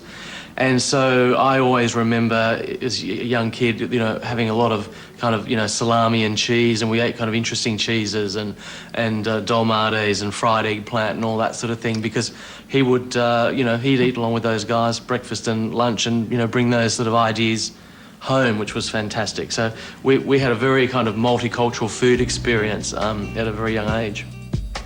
Neil, by his own account, was a pretty good school student, but when he finished his studies, instead of heading to university, Neil went travelling and worked for a while in a bar in Greece. He returned home and at just 19 became assistant manager at one of Sydney's better restaurants of the day. I sort of just fell into it. I started front of house. I loved waiting tables and looking after people. I started managing restaurants. And it wasn't until I was 25 that I started cooking. But I think it was all just a great sort of background into the restaurant industry to be able to understand all the parts of it, not just the kitchen. So I'm really pleased I didn't sort of leave school and dive into the kitchen and, you know, and that would be the only part of it that I'd know really well. Neil Perry long ago became a household name in Australia. People even stop him on the streets in China to talk about his television programs. Of course, another integral part of Neil Perry's brand is his distinctive hairstyle. Tell me about the ponytail. Well, it's here. I mean, it's yours, but it's your signature, isn't it? Well, it is. I mean, I've always had a fascination with hair, I suppose. I don't know, you'd have to ask a psychiatrist. There must be some reason for it. But when I grew my hair, I never got it cut again for the next 2 years until I left school. And then I really only had it short for about 3 years. And then since I've been 23, it's been long. So, I mean, I've had my hair in a ponytail for longer than I've had it otherwise. So it's just one of those things. I just wouldn't know what to do if I cut it off. It's all falling out, so I probably have to do it one day. Oh, no, you I'll just won't. have to shave it off. No, you won't. Coming up, we'll take a peek at where Neil cooks and hear what he eats at home. We eat pretty healthy food because we eat a lot of fresh food. And we'll gain a few insights into Neil's spiritual leanings. If there were more people who are Buddhists in the world, we wouldn't be having a lot of the issues that we currently have. That's coming up when we return home with Australian cooking legend Neil Perry, right after this break. Chef and restaurateur Neil Perry in his ultra-modern open-plan apartment. Neil's kitchen has easy access and good visibility to the adjoining living and dining areas. The kitchen is a surprisingly compact space with an enviable assortment of premium olive oils and top-quality domestic appliances. Neil's array of knives for every purpose are enough to make any budding home chef drool. Everything you need to whip up a 5-star feed. The Perrys rarely have the chance to entertain, but if they do, it's on Sundays, Neil's one day off. Often it'll be something from the Barbie. With the vino flowing and this view, I'm sure guests feel they've been transported to a little slice of Perry paradise. It's just a wonderful place to sit and have a lazy lunch on Sunday and open too many bottles of wine and lie on the lounge and go to sleep after everyone goes. I'm glad at least you've got Sundays off, because it's a killer schedule. The restaurants are closed, yay. Do you do the cooking, or does Sam cook sometimes? We sort of share. Sam's a terrific cook. She cooks lots of great pastas, and we eat a lot of sort of braised vegetable dishes. We eat pretty healthy food because we eat a lot of fresh food. But, you know, I'll get in the markets and grab some fish and barbecue it or throw a roast on. Generally, when people come over, I do the cooking because there's just an expectation that I'm going to be doing it. And I really love cooking, so I find it quite therapeutic. You know, I love to go down and head off to Chinatown and select some ingredients and then just kind of pot around in the kitchen. For all the pleasure Neil clearly derives from good food and wine, as well as stylish surroundings, I recalled reading he has an interest in Buddhism. A couple of stunning Buddha images impart a serene vibration to Neil and Samantha's home. Well, I mean, I wouldn't consider myself a Buddhist, but I love the philosophy of it, and I've read a lot about Buddhism. I think that it's clearly not a religion but a way of life, and I think that, you know, if there were more people who are Buddhists in the world, we wouldn't be having a lot of the issues that we currently have. How much of that do you try and practice in your everyday life? Well, I think in the sense that, you know, it's the whole karma thing, and what comes around goes around, and the fact that Buddhism is quite a bit simpler than Christianity because there's only actually 5 rules, not 10. But unless you're a monk, of course, and then there's 260. But you know, the reality of it is that I think I really try to sort of really work on a bit of inner peace and serenity, and I really try to work on the fact that I'm a relatively calm person just by nature. I'm not a pan-throwing, screaming chef. Something is clearly helping Neil remain on a very even keel with the demands of a young family and so many professional irons already in the fire. Neil's also been toying with opening a restaurant in London and possibly another in New York. It seems he's driven by a work ethic inherited from his dad. Unfortunately, if you decide to have your own business, it's very hard to get into the 40-hour-a-week job. I guess some people do it, and you do it to, I hope, hopefully retire well and get the best out of life. However, I suspect most people who own their own businesses just keep on working until they drop. Because I don't think you ever get as far ahead as you think you're going to. Anyway, it's all good fun. It is good fun. I'm sure it'll take more than food critics and the loss of a chef's hat to dampen the drive of the irrepressible Neil Perry. In a moment, we'll drop in on Australia's leading architecture and design commentator, Divina Jackson, in her very colourful, totally updated 19th century city villa. Any renovation that you're doing yourselves is an argument about taste, and we had very different tastes, and we've managed, I think, over the years to fuse them more comfortably together than before. That's coming up when we visit Divina Jackson right after the break.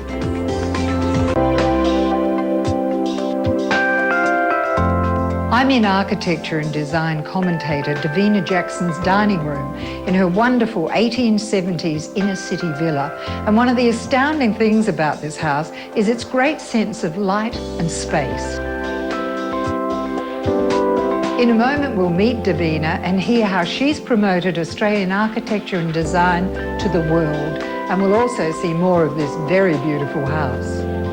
Divina Jackson rocked the local profession in the early 90s when she was appointed editor of Architecture Australia, the architectural establishment's national journal. Divina revitalised the magazine and through the publication drew international attention to the unique concepts of our more progressive young architects of the day. Her ongoing promotion of Australian architecture overseas through books and lectures have contributed to Australia now being regarded as one of the world's leading countries for architectural design. Divina's husband is Chris Johnson, the former New South Wales government architect. When they bought their large, double-fronted 1870s house 20 years ago, it was worlds away from the stylish space it is today. With a series of dilapidated additions at the rear, it called for some radical action.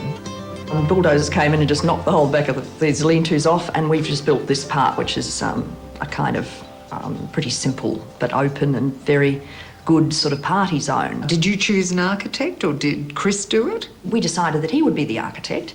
And then I suppose, you know, we did not a very good job of it between the two of us. Chris is a big picture architect. He's not a person that I would ever get to design a kitchen. Oh, right. So we've, over the years, renovated, and we've recently brought in Sam Marshall, who's a great Sydney architect, and he's been guiding us through how to do the house properly. I think there might have been a few heated discussions as you were going, were there? Any renovation that you're doing yourselves is an argument about taste, and we had very different tastes, and we've managed, I think, over the years to fuse them more comfortably together than before. Divina grew up living on the north shore of Lake Papuki in Auckland. Tragically, her mother Jean died when Divina was only 9. Her younger brother Hugo was just 7. Divina's dad, Gaynor, remarried, and stepmother Liz and stepbrother Jeremy moved into the family home. Divina continued to attend schools in the eastern suburbs of Auckland. It was a long way from where she lived. I had a reasonably solitary childhood in that I kicked around with the neighbourhood guys, boys and things, and I didn't really have close women friends, and I had no sister. So, I had close women friends in school during the week, but they just weren't around on the weekend. And I think I learnt how to live within my own mind comfortably and get to know, do things myself without feeling too worried about it. Did you have a cubby house when you were small? No, I didn't. We were living on a lake. I just used to mess about in dinghies and sailing little yachts. Very small yachts that used to tip over on the lake, and we used to have to basically learn how to right the boat again. And sometimes if it was a really squally day, Dad would have to get out in his rowboat and come and pick you up. Rescue you. Rescue. You obviously knew how to swim fairly early. We had to learn, yeah. Divina completed her schooling, embarked on a journalistic career, moved to Sydney, and in '93 was appointed editor of Architecture Australia magazine. She drew together a team of strong writers and a talented graphic designer. Divina's first editions quickly alerted readers that our architecture and the previously staid magazine were entering an exciting new phase. Overseas professionals started responding to the changes too. A lot of international publishers were starting to ring me up at the magazine because we were the magazine that would be in the libraries overseas. We were the resource for foreigners looking for casting their eyes around the world, looking for new places. And we were becoming flavour of the month because of the Olympics, or flavour of the decade, I suppose. And a lot of people started coming out here, and they were seeing and being shown around some really, really excellent places in both Sydney and Melbourne. So that was really fantastic to watch that and to feel that you were part of. And all your friends were getting fantastic international publicity. And we were becoming a niche in the international architectural publishing scene. Can you name some of the very progressive public buildings of that time? Well, in Melbourne, it was fairly easy. They were many of the buildings supported by the state government at the time. So the sort of things that have been done were the Melbourne Museum. Federation Square was done in 2000, so it's not part of the 90s boom really, but the competition was won in 97. The casino down there, a lot of people denigrate the casino, but actually it's a combination of about 5 different building types, and each one, if you look at it in combination, if you take each building type and compare it with another version internationally of that same building type, it's up there very big time. There was also the Story Hall and RMIT Building 8 up at the top of Swanston Street. They were really classics of the early 90s, just wonderful pieces of excitement and arousal, and very symbolic of the culture of Melbourne. So it's all about, in those two buildings in particular, reflecting the subtleties and the complexities of the Melbourne history of a very complex culture. So you think Melbourne's really ahead of us in that? Melbourne has a lot of European people who have traditionally cultivated extremes in architecture. And in Sydney, the big question is asked, what do you think of Federation Square? And if you say, well, actually... I think it's terrific. You are condemned for life. As having the wrong view, totally. It had its crises during the production of it, but in 50 years' time, it will reflect very, very clearly the state of confusion that international architecture was in at the time that it was built. That's a very nice way of putting it. It is nevertheless a very, very strong transitional piece of work between modernism and the kind of new, complete opposite way of building architecture that is going to slowly shape up. Architecture that's irregular instead of being boxy and regular. That's right. I think that broken sort of thing that goes across the surface of the building, I personally find disturbing. It's meant to be disturbing. A lot of architecture is designed really seriously to be disturbing. I mean, every time you see a cantilever, a lot of architects are experimenting with very, very confronting cantilevers, and that's designed. A lot of architecture is designed to give you the sense that it's going to fall over at any minute. That's what they're trying to do. They're trying to upset you. Oh. Sorry, Maggie.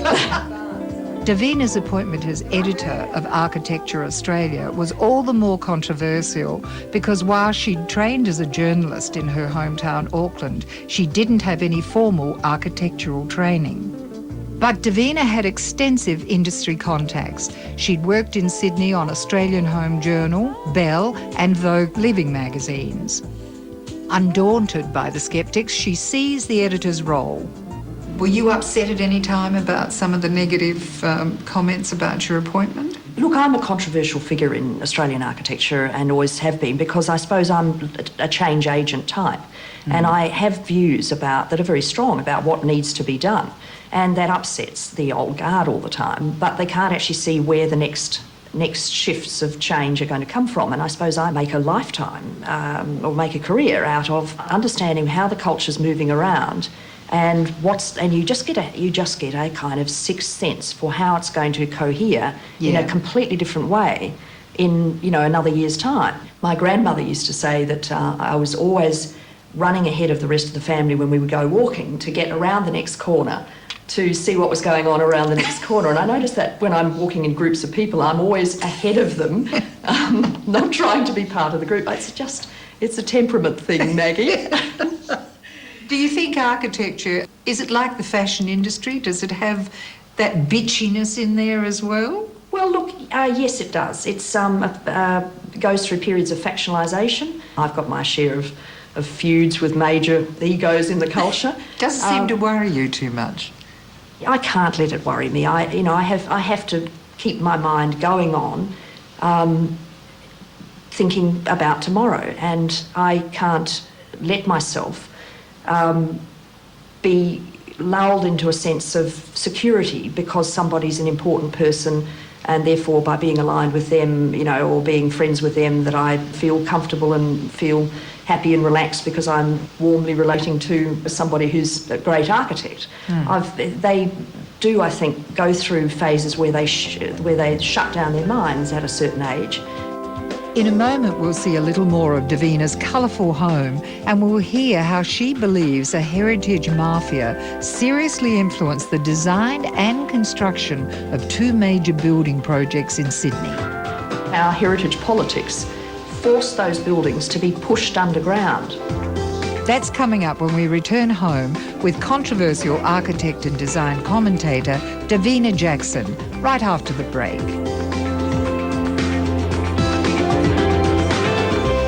architect and design commentator Divina Jackson in her spacious late 19th century inner city home. Divina and architect husband Chris Johnson have rebuilt the rear of their home with a very ample dining area and large sliding glass doors which open to a generous, vibrantly coloured courtyard.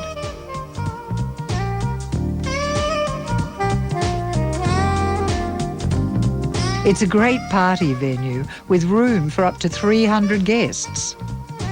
I love Divina's Art Deco three-piece lounge suite with its high-style metal frame and retro fabric. I was also taken with her 50s space-age-inspired lamp from a time when Sputnik and the promise of space exploration were causing great excitement. Divina has used strong colours with striking effect in just about every room.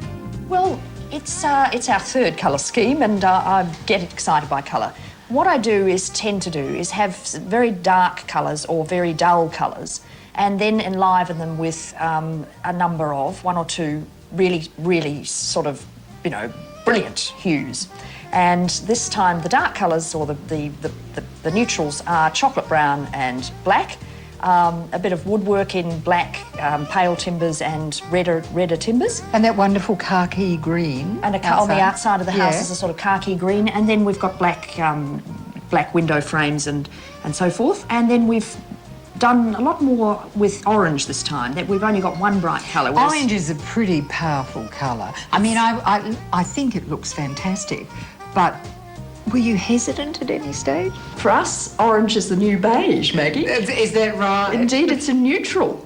You love cream and white, and we're going ballistic with orange. Yeah, but I have a colourful house in the country now, a very colourful house. Well, certainly I'm transported by the orange hallway we have, because when you open the back door, the sun just comes in and it bounces completely differently on each surface. So, the colour on this surface is completely different from the orange shade on that surface. And people, just as the day goes by in the sun, yes, very happy. You feel like you're in a tropical glass of orange drink. Divina and her husband Chris travel frequently, and they've collected a treasure trove of pieces on their overseas adventures. In his home office, Chris is surrounded with the rich textures of exotic wall hangings and Indigenous art.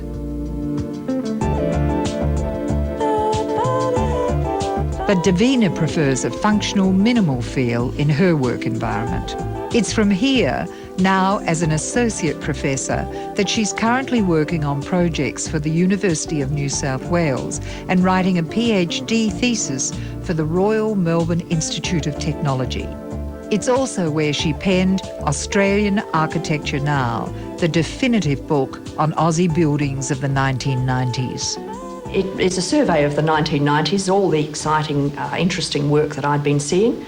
Not necessarily everything was the best work, because I was interested in works that were expressing ideas, not necessarily beautifully built. Did Sydney produce a great millennial building or buildings?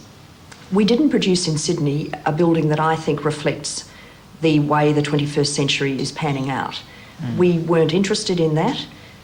We still resist what I see as being the paradigm that's emerging. Yeah. There were some very good stadiums being built out at Homebush. In world terms, they were world's best practice for the time. They look a bit boring now, but they were certainly of their type. There were fabulous houses. Sydney is great for harbourside palaces. It's really marvellous, and we've got some of the best in the world, no question about that. There was a big, strong heritage movement in Sydney. You call them the heritage mafia. Well, there certainly was a very, very strong heritage movement, which amounted to a suppression of invigoration in the styling of two very important civic monuments. One was the Conservatorium of Music, and the other one was the Cook and Phillip swimming pool, both of them on very, very strong symbolic sites at the gateways to the city from the east and to the northeast. And our heritage movement, our heritage politics, forced those buildings to be pushed underground. Total contrast to what Kennett had been doing in Melbourne during the same decade. And that was interesting to me. That's a piece of history, a historical comparison that in future, scholars of Australian architecture will notice that contrast. So you think there is a very distinct now new Australian style? It's a lot of different styles. Some of them are geographically based, but really it's actually a lot of different people arguing all over the country in different places about the right way to do things. And you're seeing some people wanting to build in masonry, other people wanting to build in very, very light timbers, other people wanting to build classic glass boxes, and other people who've got quite complex arrangements and plays and compositions that they're working with. There's certainly a trend to glass that's very big time, and Sydney does tend to go for the glassy building more than probably Melbourne does, and it's an international trend too, and that just seems to be the way a lot of architects want to build office buildings. There's a modernist tradition to this called the crystalline city. I've got an image of Sydney by R. Emerson Curtis in the 1930s of how Sydney was going to look in the year 2000. You can see the instincts that it would be just tall towers of radiant glass buildings. Twinkling buildings. Do you have a favourite room or a favourite spot in this house? I'm getting very, very keen on our bedroom since we turned the bed 180 degrees around, and we now face a fabulous grove of gum trees next door. Before, we were looking at in a completely different way, but the bed now just looks into a fantastic scene that of these trees that get sun-kissed in the morning when they face east, and we just wake up and I feel I'm in a tropical resort. It's just Isn't that marvellous? What's the essence, do you think, of a really good home? In our case, we are very fortunate to have a lot of space, and I think that space is going to become more and more difficult to find as urban consolidation, the need for urban consolidation rolls on. But it just gives us a sense of freedom and flexibility, privacy as well. When we're fed up with each other, we can go into our own into our own offices. But we can have a fantastic party for 200 or 300 people as well by opening up all the courtyard doors, and that is a luxury which we're very lucky to have. You, and certainly I, enjoy space. Do you think it sort of affects your psyche? I think that it probably does. I've never lived in a tight situation, but I have seen creative people literally go mad by what I call the small house syndrome. They live with their partners, and they have children. They have a smaller than usual house, and both the partners are working from home within the house. Now, that kind of pressure cooker, 24 hours a day, has driven a number of architects that I've watched literally mad. And I counsel against small, confined areas. Well, trying to do everything within them if you can possibly economically avoid it. Yeah. And that isn't always possible. So what do you see in the future? I see a future of architecture that is much more about humanity than it was in the 20th century. It will be a lot more cohesive in terms of density. It will be about irregularity in its appearance. It'll be about complex symbolism, not just kind of going right, straight line, linearity, box, cube. We're never going to not have boxes and cubes, of course, because they're very efficient ways of delivering buildings. But there's going to be capabilities to deliver a lot more decorative content that's going to make people feel, that's going to stimulate the senses. So it'll be a sensory kind of future for architecture. For instance, the technologies are now emerging where you can do digital concrete. And that's fascinating because you can actually churn out polystyrene moulds that are very, very complex in their shaping, and the concrete can be poured into these moulds, and you come out with things that can be just as elaborately carved as any old, Victorian Renaissance Italy sort of monument, if you want to go that way. And the future for you and Chris? The future for us, I think, is travel. We're very keen on travel. And he's been great as a bloke in that respect. That he's a great man to travel with. He does his sketches. you know, all the time. Just go, you know, and people come up and want to watch him, want to watch what he's doing. And is he sketching architecture? He's sketching scenes, you know, it might be landscapes, it might be, you know, people, or, you know, being on a bus, what he's watching as he goes by. How that was lovely. great. And have you got one thing that you just feel you haven't touched on yet in your career that you'd like to challenge? I think there's a lot of people in a lot of disciplines who've got a lot to offer the rest of the world in terms of creative skills, you know, talents across interiors, furniture, architecture, you know, urban design, landscape architecture, and that's the job that University of New South Wales will allow me to get seriously into if I'm lucky. We've got to be smarter and things always. We've got to keep on advancing our Market our smarts, in other words, isn't it? We need to market our smarts, and governments are just starting to click onto this, and that's where I, you know, want to encourage things to advance. Right across Asia, from China to India to the Middle East, we're very, very in demand because we're not American and we're not boring old classical European. We've got a kind of a really great interpretation of everything that's gone before and everything that's happening, you know, in the major countries. Davina told me she's currently working to get exhibitions into the often empty Australian pavilion at the Venice Architecture Biennale. If successful, it'll be a terrific boost for Davina's continuing quest to promote Australian architecture and design services to the world. Well, I hope you've enjoyed the show. Just before we go, I want to show you this. It's a hand-painted Iranian vase that Davina picked up in the market in Islamabad. Very exotic. I just love the colours and also the fish motive. Isn't it divine? Well, I hope you'll join me again when we next journey into the homes, hearts and minds of well-known Australians. I'm Maggie Tabberer, and I look forward to seeing you then.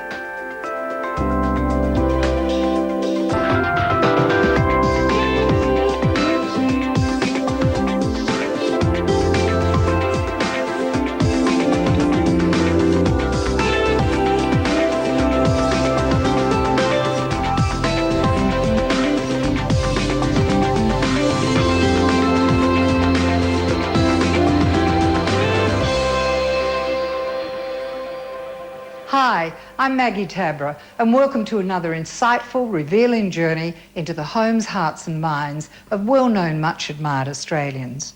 From international model to best-selling author, Tara Moss is now Australia's top crime writer, having penned the highly successful novels Fetish, Split and Covet.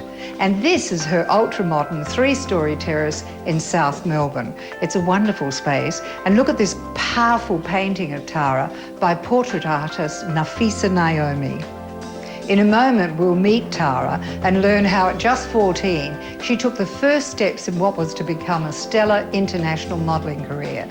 And we'll hear how Tara made the transition from glossy magazine cover girl to become one of our top writers.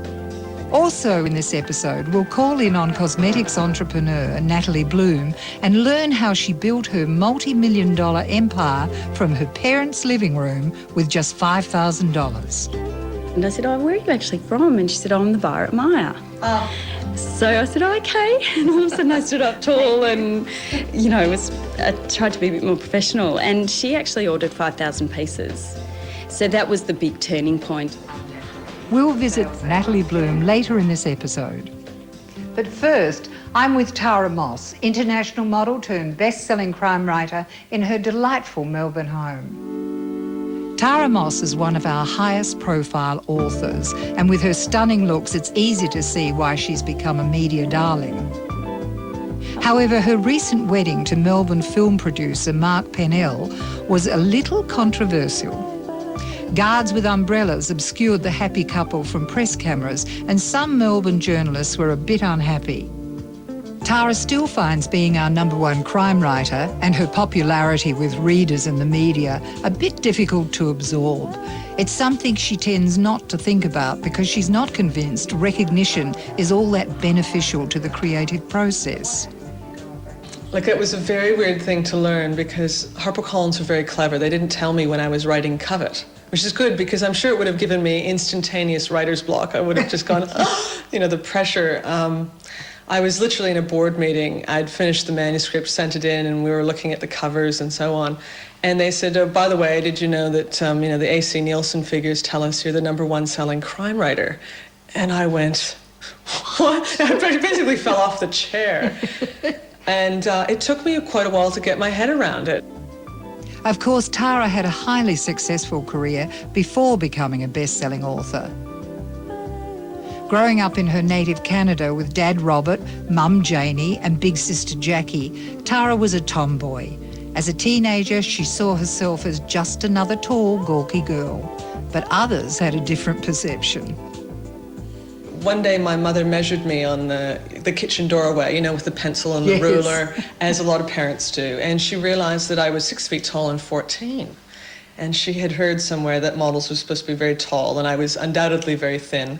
My dad used to say I could, turn sideways and stick my tongue out and I'd look like a zipper. I was just like, completely straight.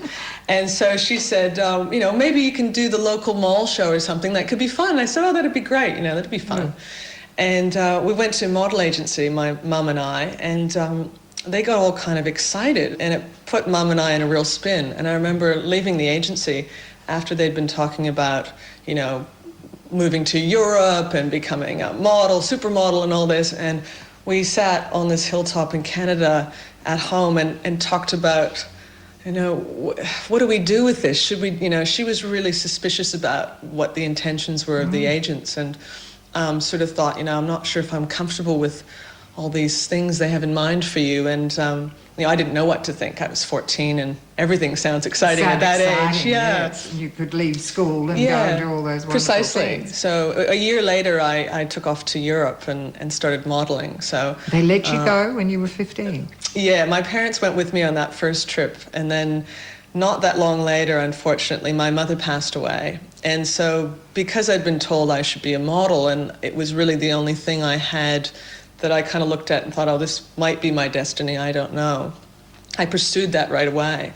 I basically jumped on a plane and took off to Europe. And my father, who, had been widowed for perhaps 6 months at that point, really couldn't say much about it. He knew he had a strong-willed daughter, and he knew that I was very determined to make something of myself now, right away. No time is left. Determined to succeed, Tara's modelling career took off. Very quickly, she became the favourite cover girl of top fashion magazines, and for a decade, she travelled extensively. Every 3 months, Tara would move to a different country. I did a lot of magazine work. I did a lot of Daggy catalogues as well, Maggie. Well, that's where the money is, exactly. Isn't it? Auto catalogue out of Germany is, something that features, all of the top models at various times. And, we're all in there wearing our plastic earrings and our big floral dresses. And, we've got that sort of immortalised in print. Along with the glamour, the modelling industry has its dark side too. As Tara explained, there are always predators on the lookout for vulnerable young girls. I had a couple of incidents in Italy, of course, the Italians having the reputation that they do. I remember at one point one Italian agent saying, I have this fabulous party that you have to come to. And I said, oh, okay. I'd never really been to a party. I was pretty young for parties, to be honest. And I said, well, who will be there? And he said, just you and I. And I went, beet red. I think I have to study or something, I think I said. And got flustered and left the agency. And I was living in a model's apartment, so there were other models that lived in the same place. And literally, I was coming back from there and saw him pull up in another model who was even younger than I was, jumped in the car with him and drove off. I had been very quickly replaced after that. So, those things happen. Did you ultimately find a really fantastic agent? I'd love to say yes, but not really. I don't think I ever found an agent that took care of me the way my parents probably wanted me to be taken care of, to make sure everything was okay all the time. I don't think agencies really have the budget to do that. Tara, was modelling a satisfying job for you? Not really. I think the travelling and the adventure was very positive for me. It was something that I enjoyed. But the work itself I found a little bit lacking. I think part of that has to do with the lack of control that models have. There's this kind of public perception that, you know, it's a very glamorous life and that, you know, you have this incredibly sort of pampered lifestyle and all of that. And in reality, it's not really true. And the model's really being hired to sell a product. So you don't have a lot of say in how you're presented in many cases. And I think as a person who's very creative and a little bit strong-willed myself, I think the personality never quite fitted. And I look back sometimes and wonder how I managed some of the situations I was in. I think these days I'd be much less tolerant. So ultimately, did it just become too much? That side of it, you suddenly thought, I can't cop this anymore? I did get very bored with it. It wasn't necessarily something I looked forward to every day. No. There was always the exceptions where you'd go on an amazing shoot with great people and, you know, do photos that you thought were beautiful with stunning wardrobe. And those were the little gems, but, you know, it wasn't like that every day. And in fact, oftentimes you'd look and just go, oh no, look at what they put me in and what they've done with me. You know, I would look like a clown, you know. Plastic earrings and a floral dress. That's right, my personal nightmare, yes. So that eventually you gave up modelling. I did. In fact, I paid my way through writing my first novel, Fetish, by modelling. And as soon as that had been published, I was able to actually, I guess, wean myself off of the modelling income and start to rely more on publishing. And now, you know, I can write for a living. I can be a full-time writer now. And that's, I think, a great luxury, because most of my friends who are also writers still have their second jobs. They're GPs or barristers and things. And you know, those are time-consuming occupations. So I was very lucky to have modelling because it wasn't time-consuming. Coming up, Tara shows us around her delightful new 3-level home. And you'll meet Tara's 2-metre-long diamond python. He's creepy and he's kooky, but he's lovable, so he's Gomez, like the Addams family. That's coming up when we return home with Tara Moss right after the break.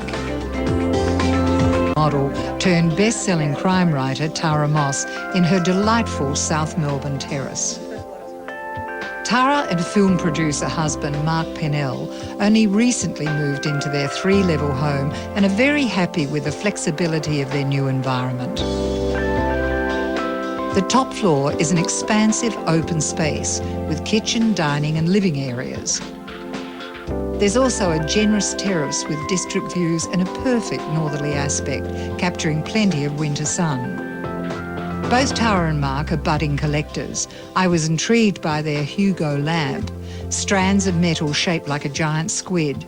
Tara calls it her cousin It. I love the colour and detail too in Tara's powerful portrait by artist Nafisa Naomi, depicting Tara as the master puppeteer of the strange and sometimes sinister characters in her very successful books. On the second floor are some of Tara's more recent acquisitions. 3 stories. It's a lot of stairs, isn't At it? least you stay fit. Yes, it's going to keep me very fit indeed, I think. Violence is gold. Yes, these are my Niagaras. Niagara's my favourite artist. She's out of Detroit.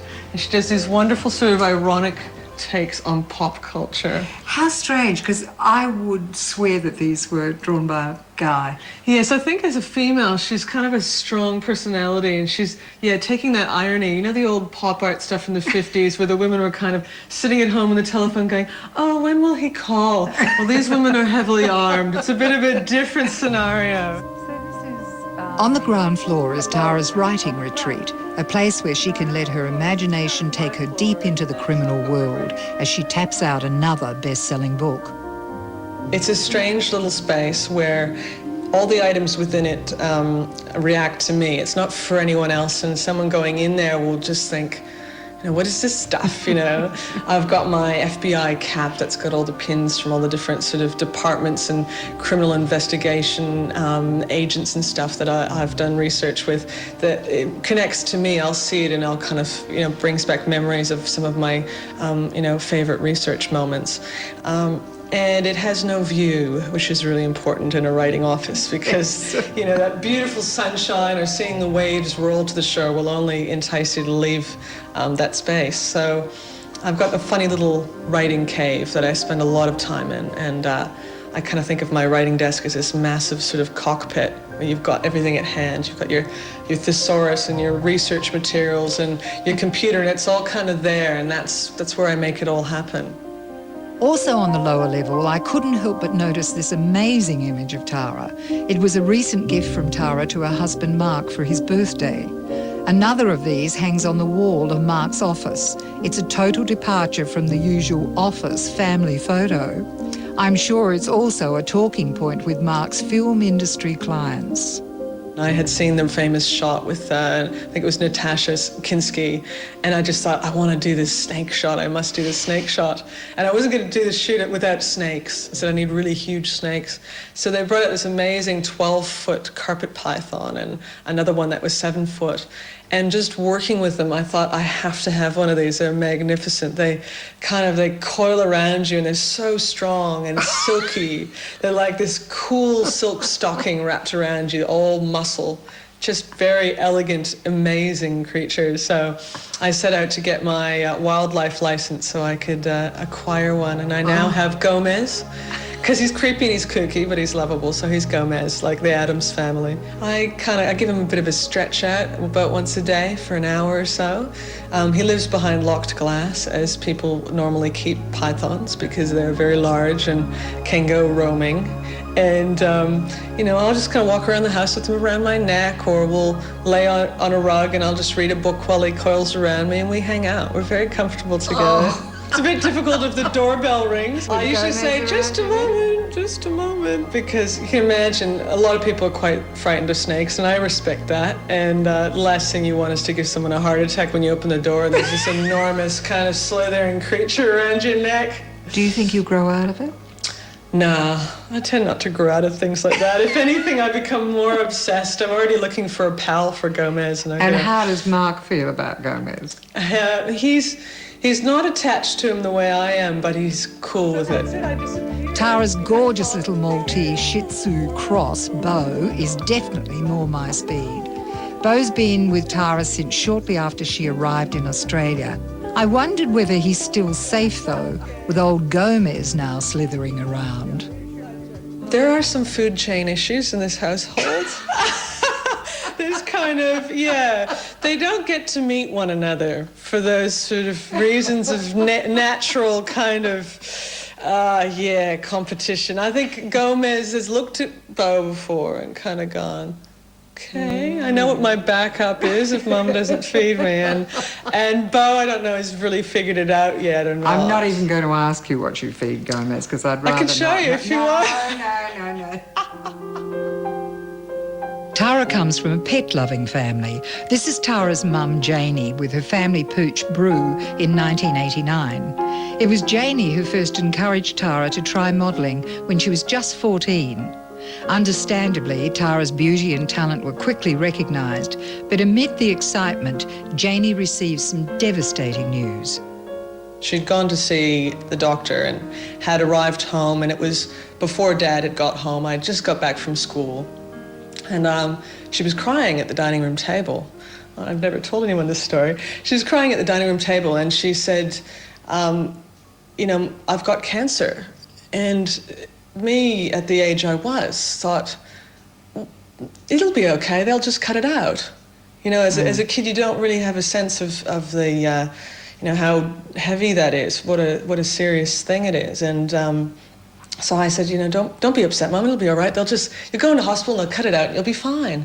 And she was obviously quite upset. And I think she probably, she knew obviously how serious it was. And Mummy had bone cancer, is that correct? Yeah, she had something called multiple myeloma, which is more common in older men. And the fact that she was in her early 40s made it very difficult for them to diagnose it. And I think it probably contributed to how advanced the disease was by the time they caught it. She spent 2 months in the hospital getting a bone marrow transplant, and even when she was in there, I really didn't get a sense that anything could ever happen to her. Our parents are invincible, they're always there, right? So I couldn't really conceive of life without her, and sadly, she wasn't meant to stick around longer than 43. That's very young, isn't it?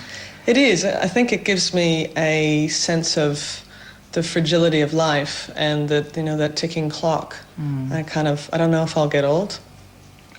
Who knows? Come on. None of us really know, though. None of us really know. That's So. true. I might not even get old. Despite the tragedy of losing her mum, Tara pursued her modelling career and for more than a decade was one of Europe's top magazine cover girls. But while doing photo shoots and catwalk parades, Tara also maintained a passion from school days.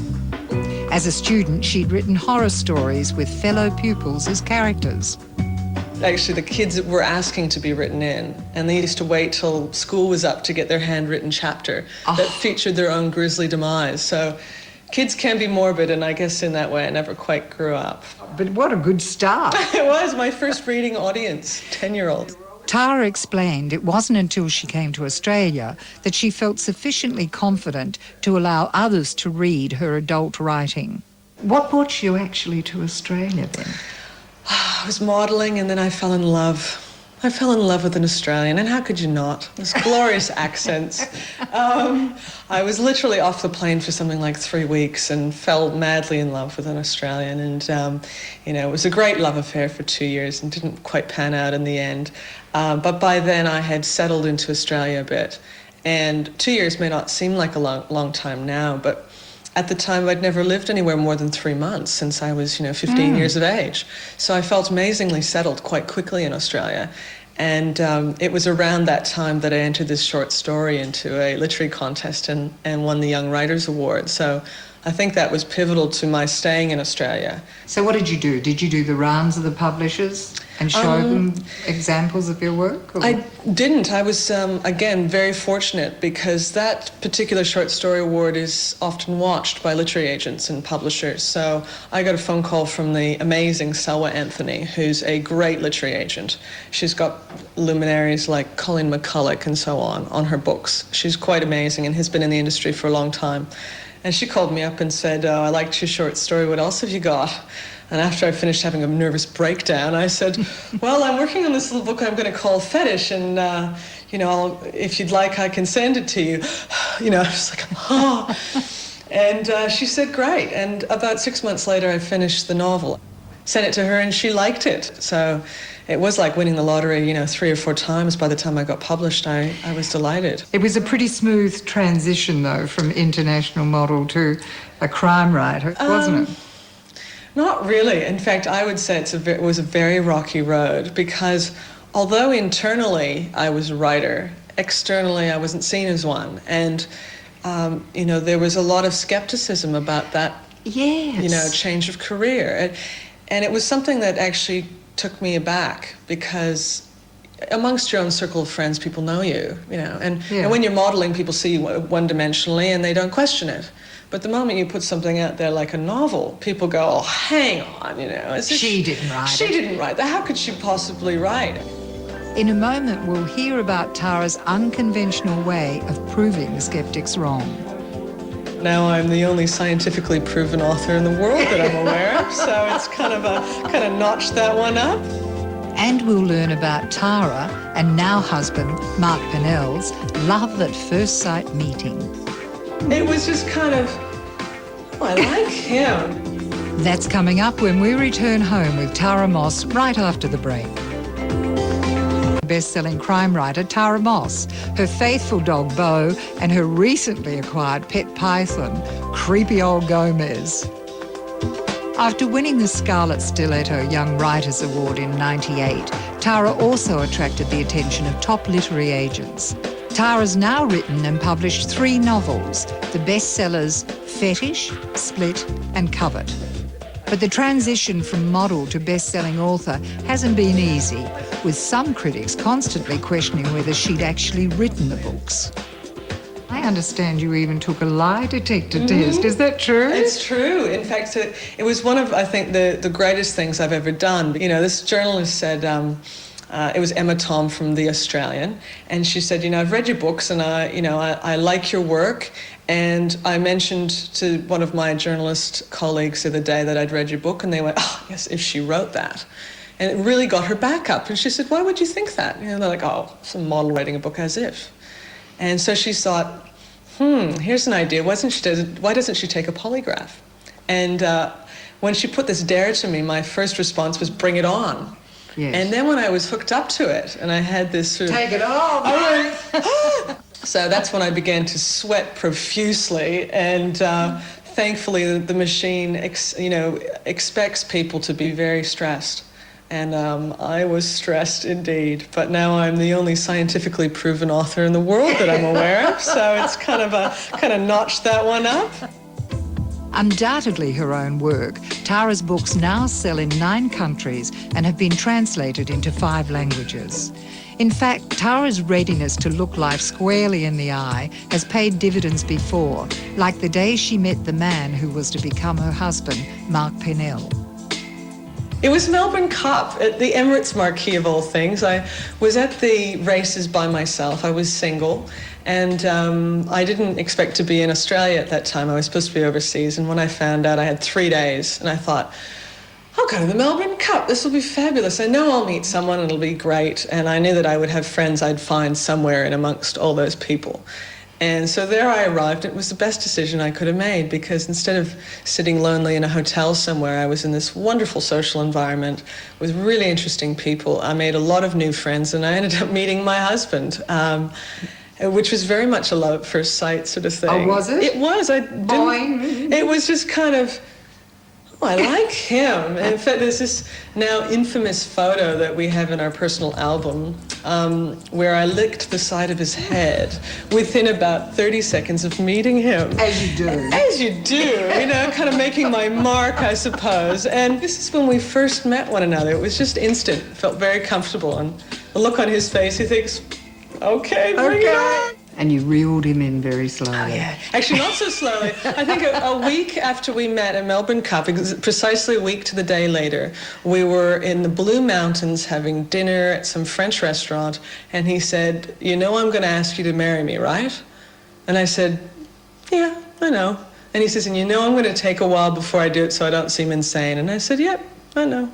And it was fine. It was just really comfortable. So how long was it before you married?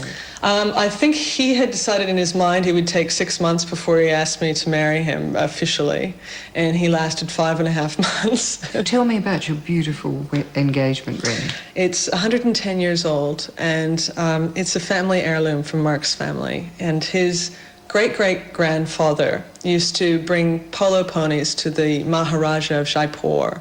And this is a story Mark told me as he was proposing to me. I thought it was a film script. I had no idea. When he brought this ring out, I thought, hang on, what was the story again? I was starting to zone out. It's such an amazing story. The Maharaja gave Mark's great-great-grandfather this bag of diamonds, and as a thank you, as a friendship sort of token. The great-grandfather had set it in this exact setting 110 years ago and proposed to the woman who then became his wife.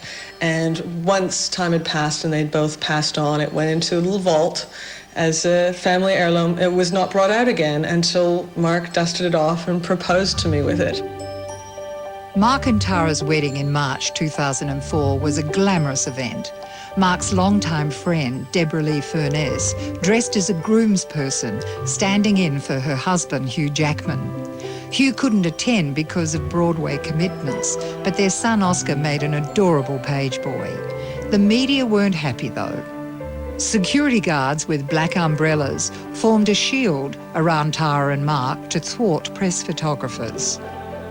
You had a magazine deal, didn't you? I had a magazine deal, and as you know, I'm ambassador for 2 different charities, the Royal Institute for Deaf and Blind Children and the Bone Marrow Donor Institute. And to be honest, it's really hard to do fundraising. And I saw an opportunity to have a big chunk of money that I could give to these charities with very little effort on our behalf. It was, we're getting married, what a wonderful thing. We care very much for these kids involved with these charities, and it was kind of like a wedding gift that we were giving back. And of course, that's not really what got out in the media, is it? It was this idea that we were having this freebie wedding and that we were greedy and taking all this money, and of course, that's not the case. Where did you go for your honeymoon? We went to Dubai. we thought we'd met in the Emirates Marquee. We'll go to Dubai for the World Cup. We've got this horse racing theme. And we stayed out in the desert at this incredible eco-resort and spent long days there, went camel riding and did falconry and all these exotic things. And we went to the Dubai World Cup and, just had this incredible experience. Dubai is just an amazing place, very cosmopolitan and sophisticated. You then, just recently, retook your vows in Las Vegas. Yes. What were you thinking? What was I thinking? Oh, this is me coming into play. This is where you really see where my tastes are at. Mark will love this, beautiful traditional wedding, and I wanted to be married by Elvis. So that was me kind of stepping in. We were wearing bride and groom T-shirts, like really, just as tacky as it gets. And we got into the limo laughing, and it was just, we'd had a bit of champagne and we were having a blast. But Eddie Phillips, who played Elvis, he got right into it.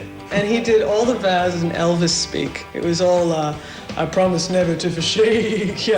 And so we would repeat it back exactly the same way. And we had a bridal party of 3, which were the friends that happened to be in town at the time, who wore 40-gallon foam cowboy hats, like this big, and sunglasses. And it was, it was an event to remember.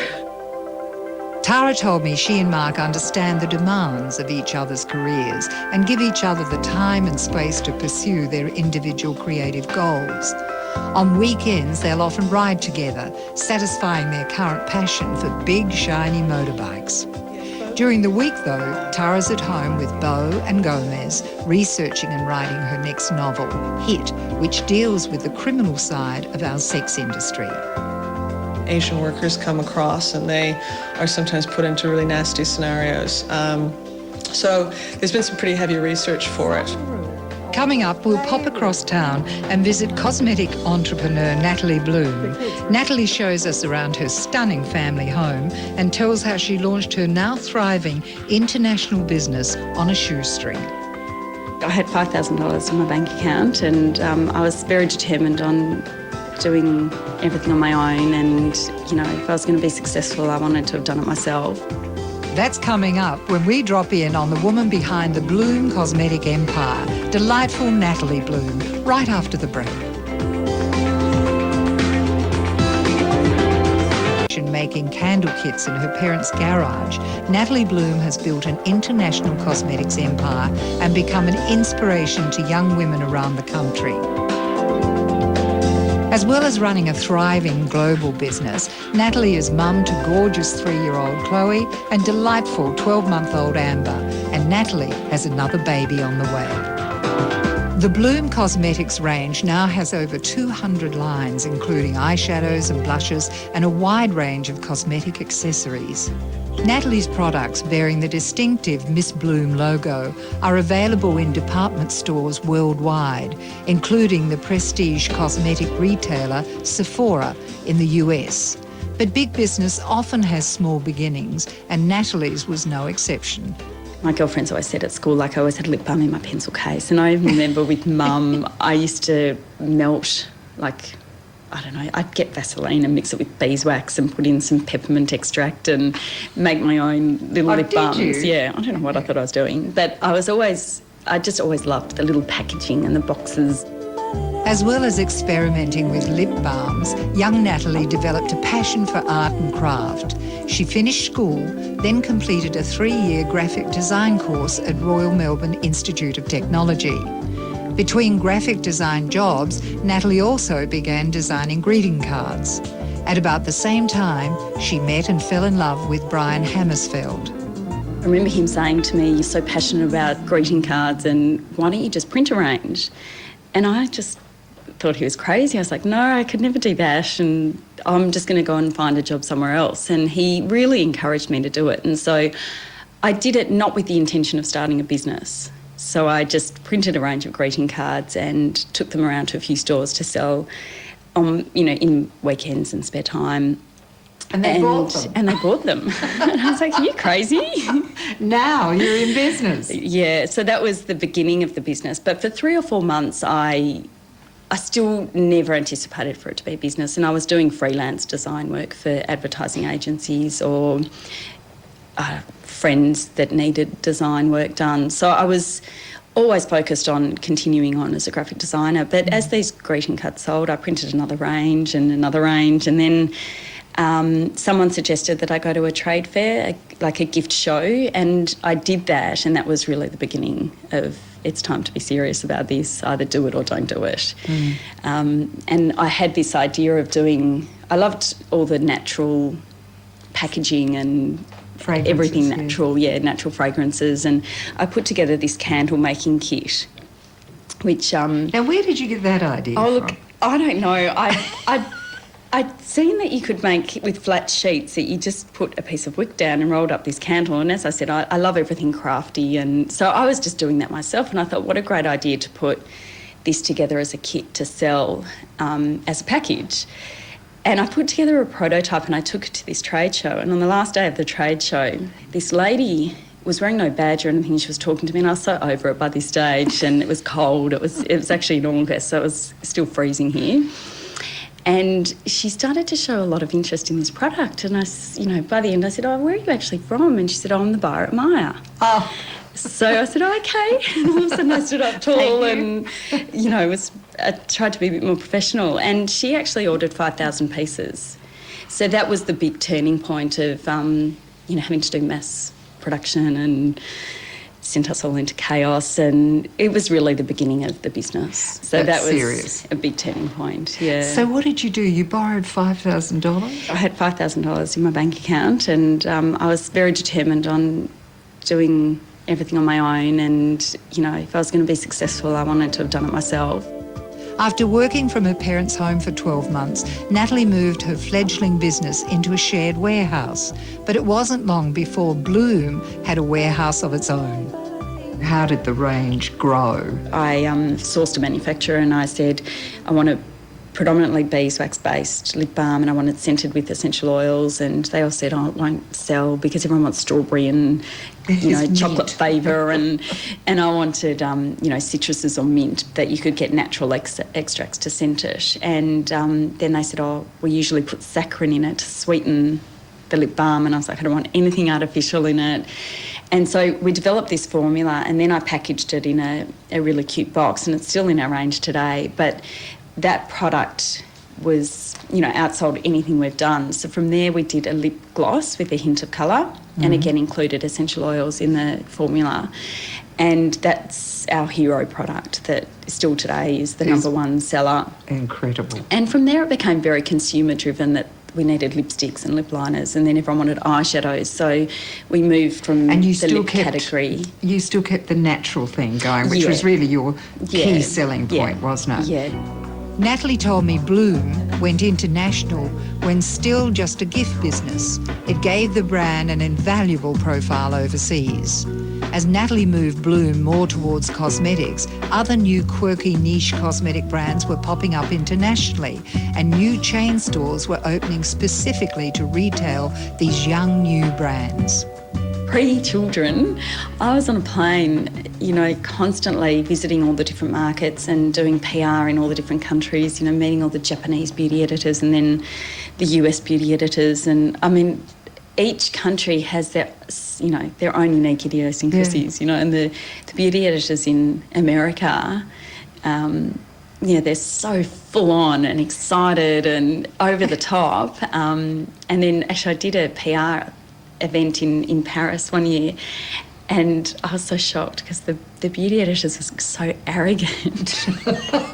Well, it goes with that territory, I think. But I just got a bit of a shock. And then I go to Japan, where I was treated like the biggest celebrity, people asking for my autograph and photos, and I was just like, what's going on? It's like paparazzi, like they go crazy for you. So it was quite hysterical. I mean, there was moments I'd go back to my hotel and just think, what have I just gone through today?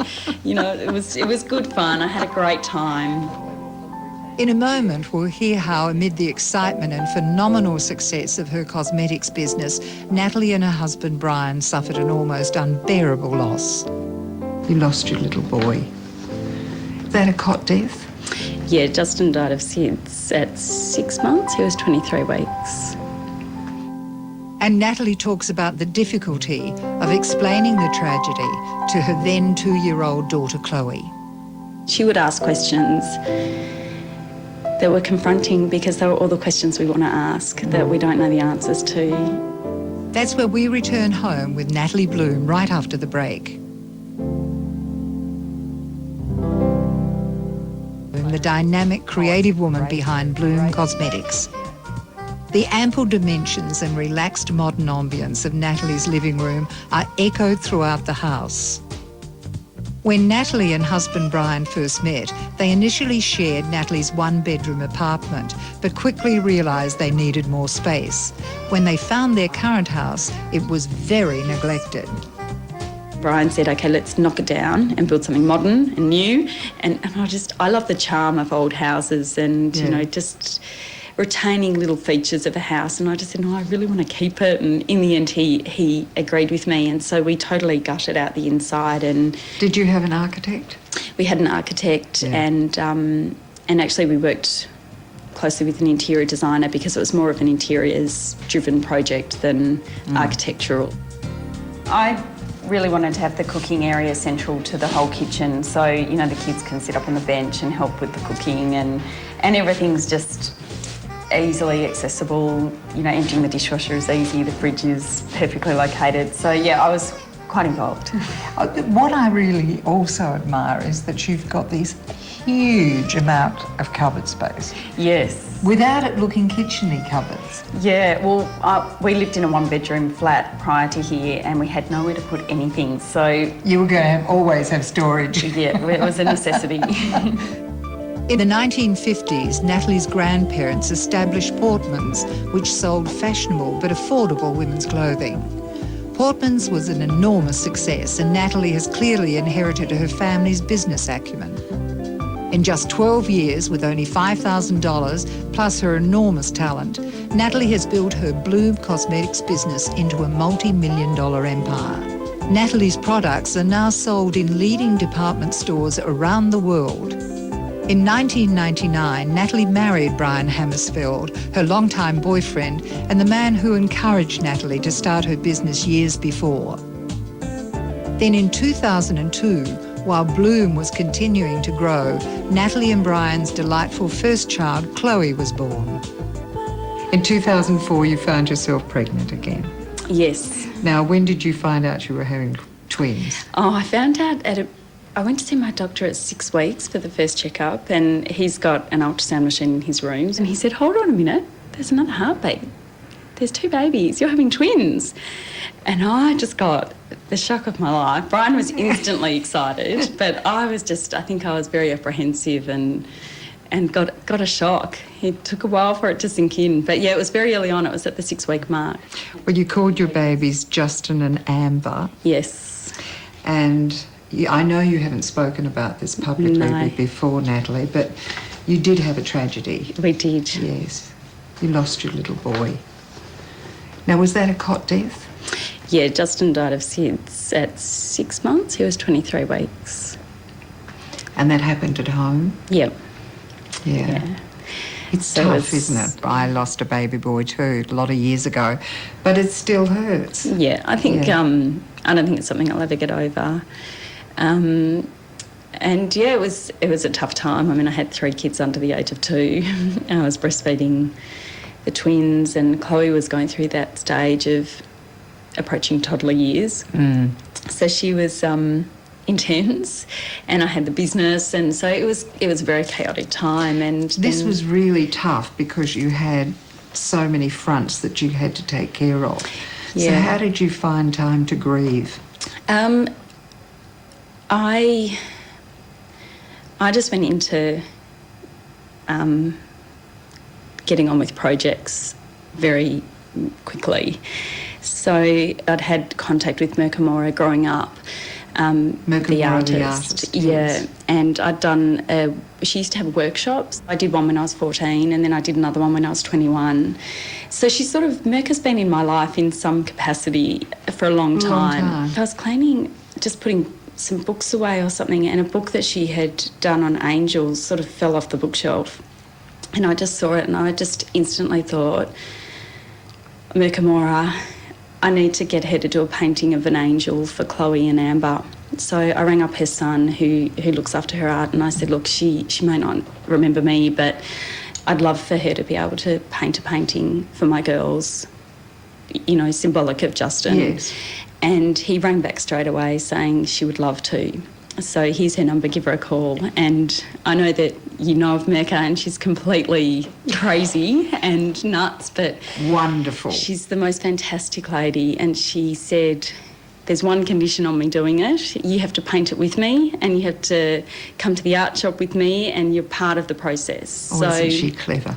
So the next week, her and I went out to the art shop, and she taught me about buying the right brushes and the right paper and the right paints. And there's 2 paintings, one for Chloe and one for Amber, and one of them is signed from both of us, and we literally painted them together. And it was the most incredible experience. And throughout the process, she's got such a whimsical view on life that we talked about Justin the whole time, and she would just come out and say the most beautiful things. You know, I'll never forget, I think even the first phone call, she said, you know, you've got to suffer, but you can't suffer too hard. And you do have to suffer in grieving, and I did, and I am. But I think she helped me probably not suffer too hard. And I did that through just pouring my heart into paint and stories. And you talked to her a lot of the time that you were painting, did you? We talked the whole time, and she would just say, why did that naughty Justin run away? And, you know, I think it was at a time that everyone became very serious with Brian and I, and sad, and people would spend it out. We had a huge support network of friends and family, and people became very sad, obviously, and that was in a way quite hard. And I found that in Mirka's world, she had a different view and a different take, and we'd laugh about Justin and we'd talk about him, and she just gave a different spin on it. But at the same time, I was doing, you know, something I would dream of, to paint with Mirka. It's curious, isn't it, that we still don't know how to discuss death. Yeah. Isn't it? I mean, your friends, I think, as you said, were feeling so sad for you, but it's very, very hard for them to say the right words, I suppose, or think they're saying the right words. Yeah, and I think seeing Chloe, our 2-year-old, seeing how she deals with death and a child deals with death has been a huge learning curve for Brian and I. And children in their naivety cope so much better than adults. And, you know, I mean, Chloe has suffered in the experience of losing Justin, and, I mean, Amber was so young, but they get on with life and they accept it, and they cope better than us. Some advice we got was that Chloe's actually okay at the moment. It's us, you know, it's the adults that aren't. And looking at it through her eyes, and, you know, I mean, heaven for me, I don't know what I think anymore. But I think children need a fairy tale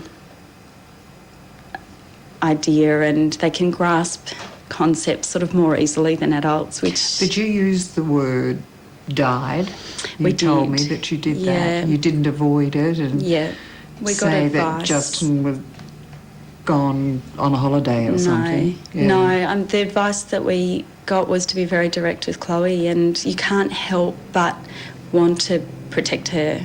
And we did. We just wanted to protect her from this tragedy, and the advice was to be honest with her and to be very direct. And so we took that approach, and I'm glad we did, because she understands, and we kept no secrets. And, you know, it was hard to do because it's blunt, and she would ask questions that were confronting, because they were all the questions we want to ask that we don't know the answers to. You know. So did you say, I don't know the answer to that? I had to, because she wants to know where he is, and I don't know where he is and why it happened.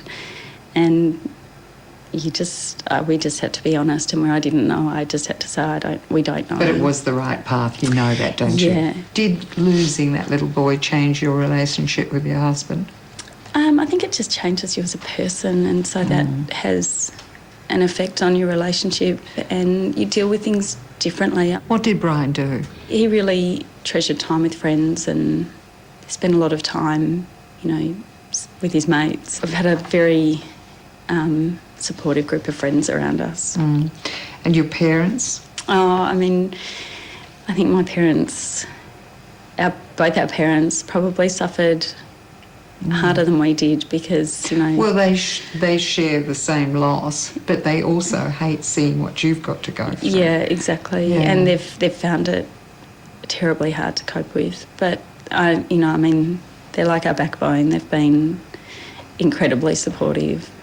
Well, it's happy days now because we've got this new baby on the way. Great which is very excitement. exciting. Yeah. We're very excited to, we always wanted to have another child, so it's not something that was, a shock to have another child, No. but probably not so quickly. On a wall of the sunroom are some beautiful photos of Justin. Natalie told me she wants both Chloe and Amber to grow up with memories and recollections of Justin being very much a part of the family.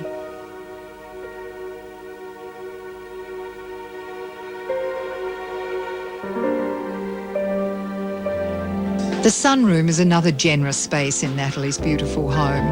This is the children's domain, with an unbelievable assortment of toys from a period when Brian ran Moose Enterprise, a toy company. Yeah, it's officially their playroom. It's a great space, isn't it? It is. It works really well because they can make the biggest mess they want, and then we just close the doors and it can be left Do you out. use it as a family room as well? Well, we do. I think you just always end up, gathering around where the kids are. So we end up sitting in here quite a lot. I'm glad Dad was in the toy business because that's quite an arrangement, isn't it? Oh, look, I tell you what, there's more upstairs. He's got such a huge collection of toys. This is a trip to Paris, I think. I'm costing it as I'm standing here.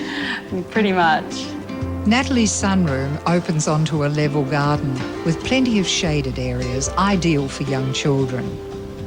Natalie told me she now has an experienced general manager running Bloom, giving her more time to spend with the family and the chance to pursue the aspects of her business that she really loves. It's been just such a relief, that you can think creatively and not feel guilty about it. I used to feel guilty if I was reading a magazine because I knew that I really had to deal with some day-to-day issues, whereas I can actually relish in the process now. And look, I'd love to spend more time with Mirka, just, doing art and so you sort smelling of the go roses. Back, go back to your beginning. Yeah. Well, I had a bag of Logies for that role, and since then has continued to delight us with her stage, film and television performances. In a moment, we'll meet Georgie and hear about her more recent roles, like playing Terry Sullivan on the top-rating series All Saints. Georgie also talks about the illness that dogged her childhood and her ongoing battle to keep it at bay. Later in this episode, we'll also drop in on Jennings, founder of the global surfwear company Mambo.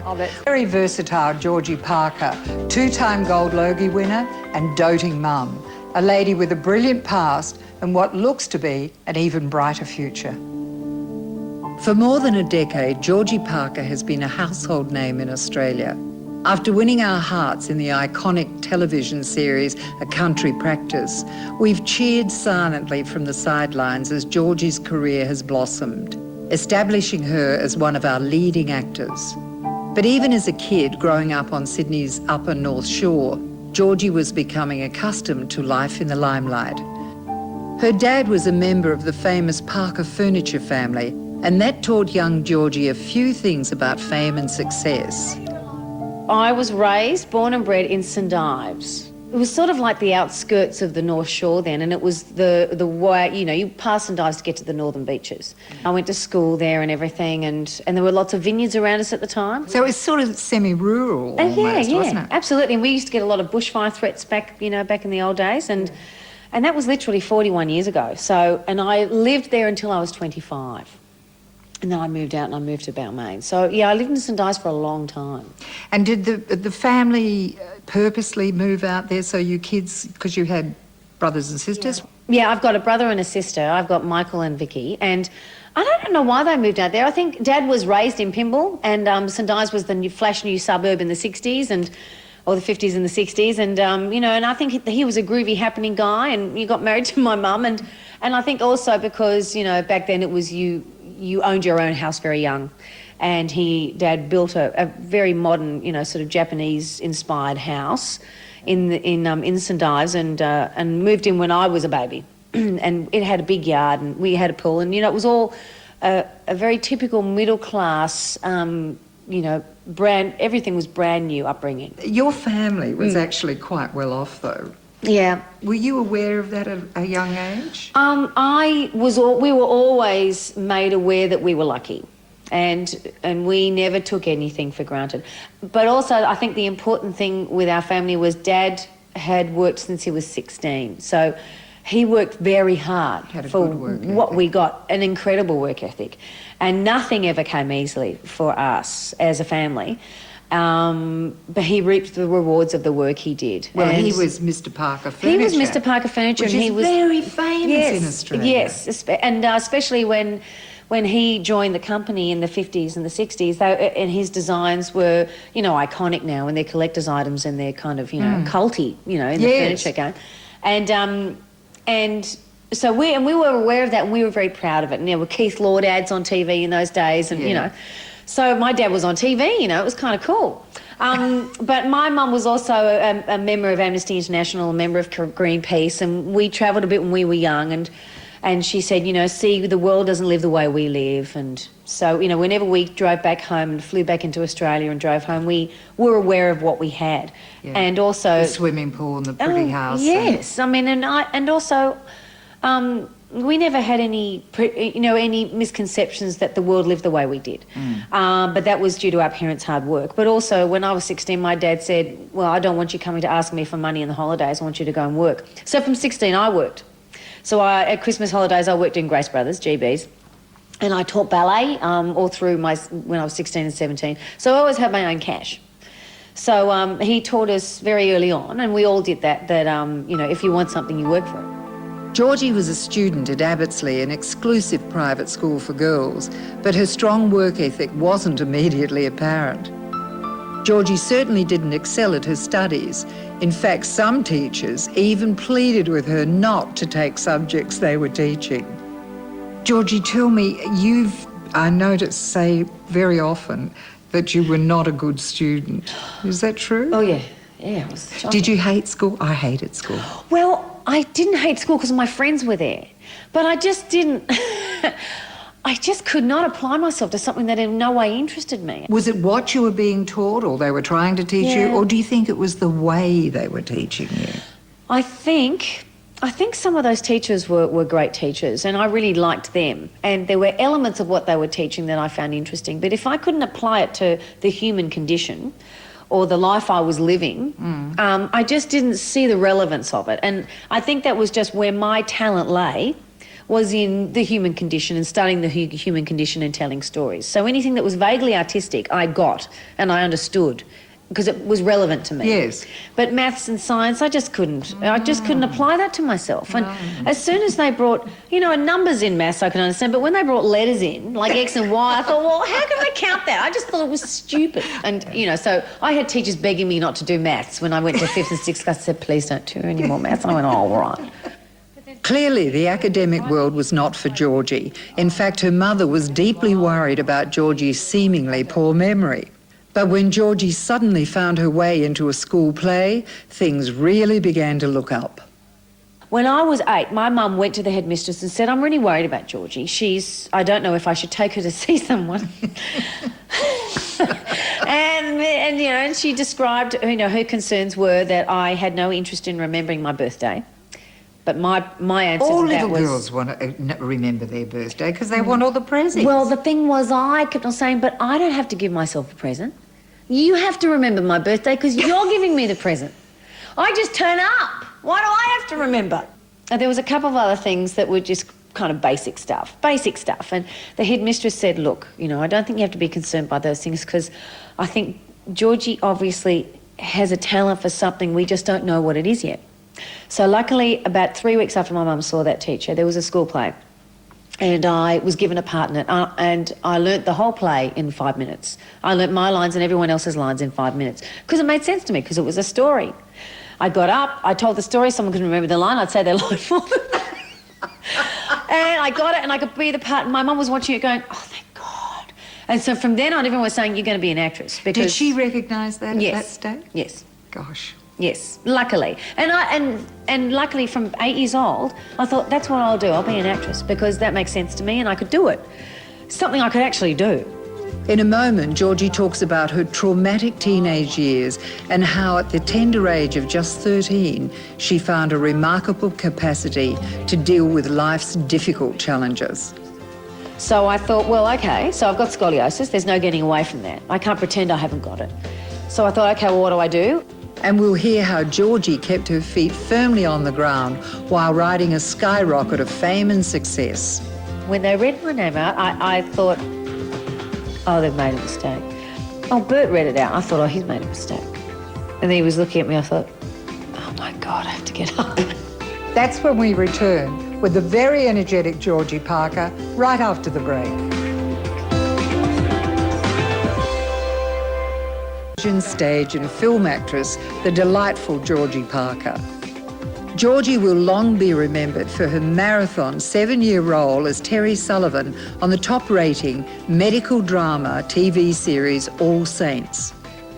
But it seems Georgie was always destined to do well.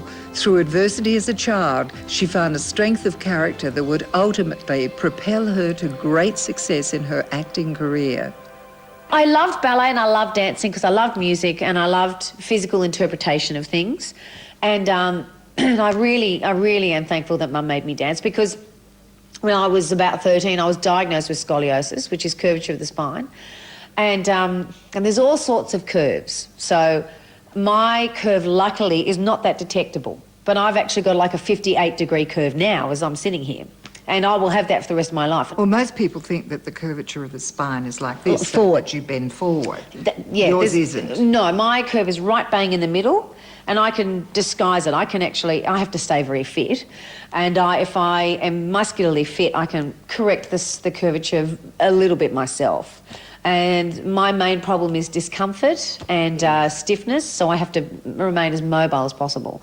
But when I was 13, I was diagnosed with it, and you could either have the operation, which was the Harrington rod in your back, or you could be braced for 3 years. And luckily, my orthopaedic surgeon said, you're very active and you're very proactive.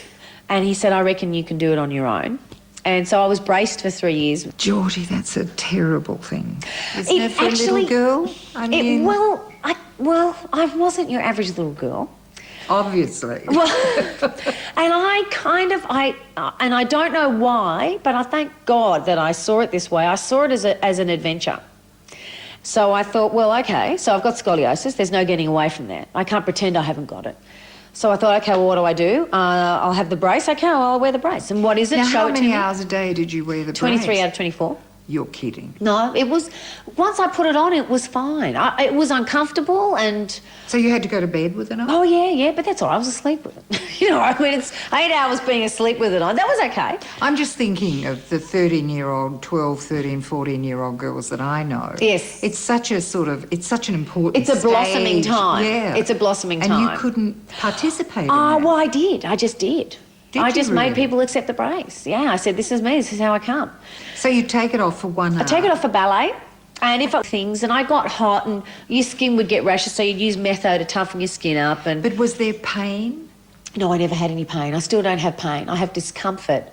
But you see, this is the interesting thing. I probably do have pain, but because I've had it all my life, I don't... Yeah. And you go to the gym, you work out, don't you? I swim all the time, I work out, I... do Pilates, I do yoga. I used to run, which was bad for my back, and I can't do that anymore. I ride a bike.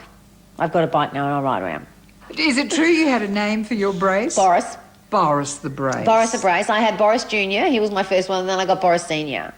No, I had Boris Senior, then I got Boris Junior. He was the second one. So how many years were you wearing this apparatus? Oh, well, I wore Boris Senior for a year and a half full time, and then Boris Junior was only a year and a half, and that was part time. That was like at night, or if I was sitting at home just doing nothing to put it on then.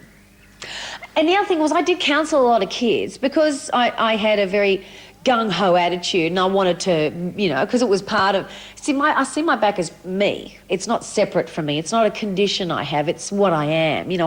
I'm a woman with scoliosis, so I don't see it as something that's been afflicted upon me. So, and I did talk to a lot of girls. It's like, I hate it, I'm self-conscious, and I said, well, what are you going to do? You're either going to sink or swim.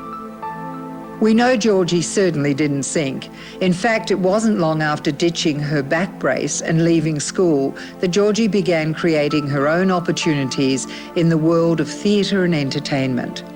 Opportunities that would showcase her talents and eventually lead her onto our screens.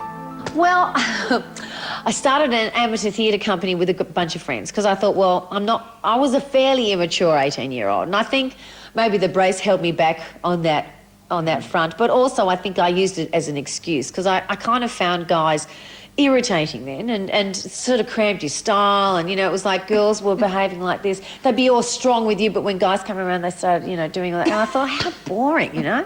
So I insisted that all my friends, all the men I knew were my friends, and if they liked me I'd say, don't be so stupid. I was terrible to boys.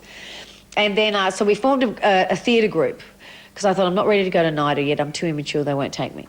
So we did the theatre group for a year, we made a profit. And Fantastic. Then all this time I was teaching ballet still and working in the local video shop, and then I went overseas, and then I came back and tried out for NIDA 2 years consecutively, and I just did not get in. And I knew why. I was so immature, I was so green. Did that make you stop and think, I can hang in here and I can do it another way, or were you I thought, well, I was still going to act, but I thought, well, that's not for me, so I'll have to do something else. Very quickly I go, well, that's not going to work, so I'll do something else. So then I thought, well, I'll go to the Actors Centre, which is a place where Hugh Jackman actually said he went and did a lot of classes there, and I got an enormous amount out of that. Georgie was noticed, then quickly signed by David Brewster, a leading Sydney agent.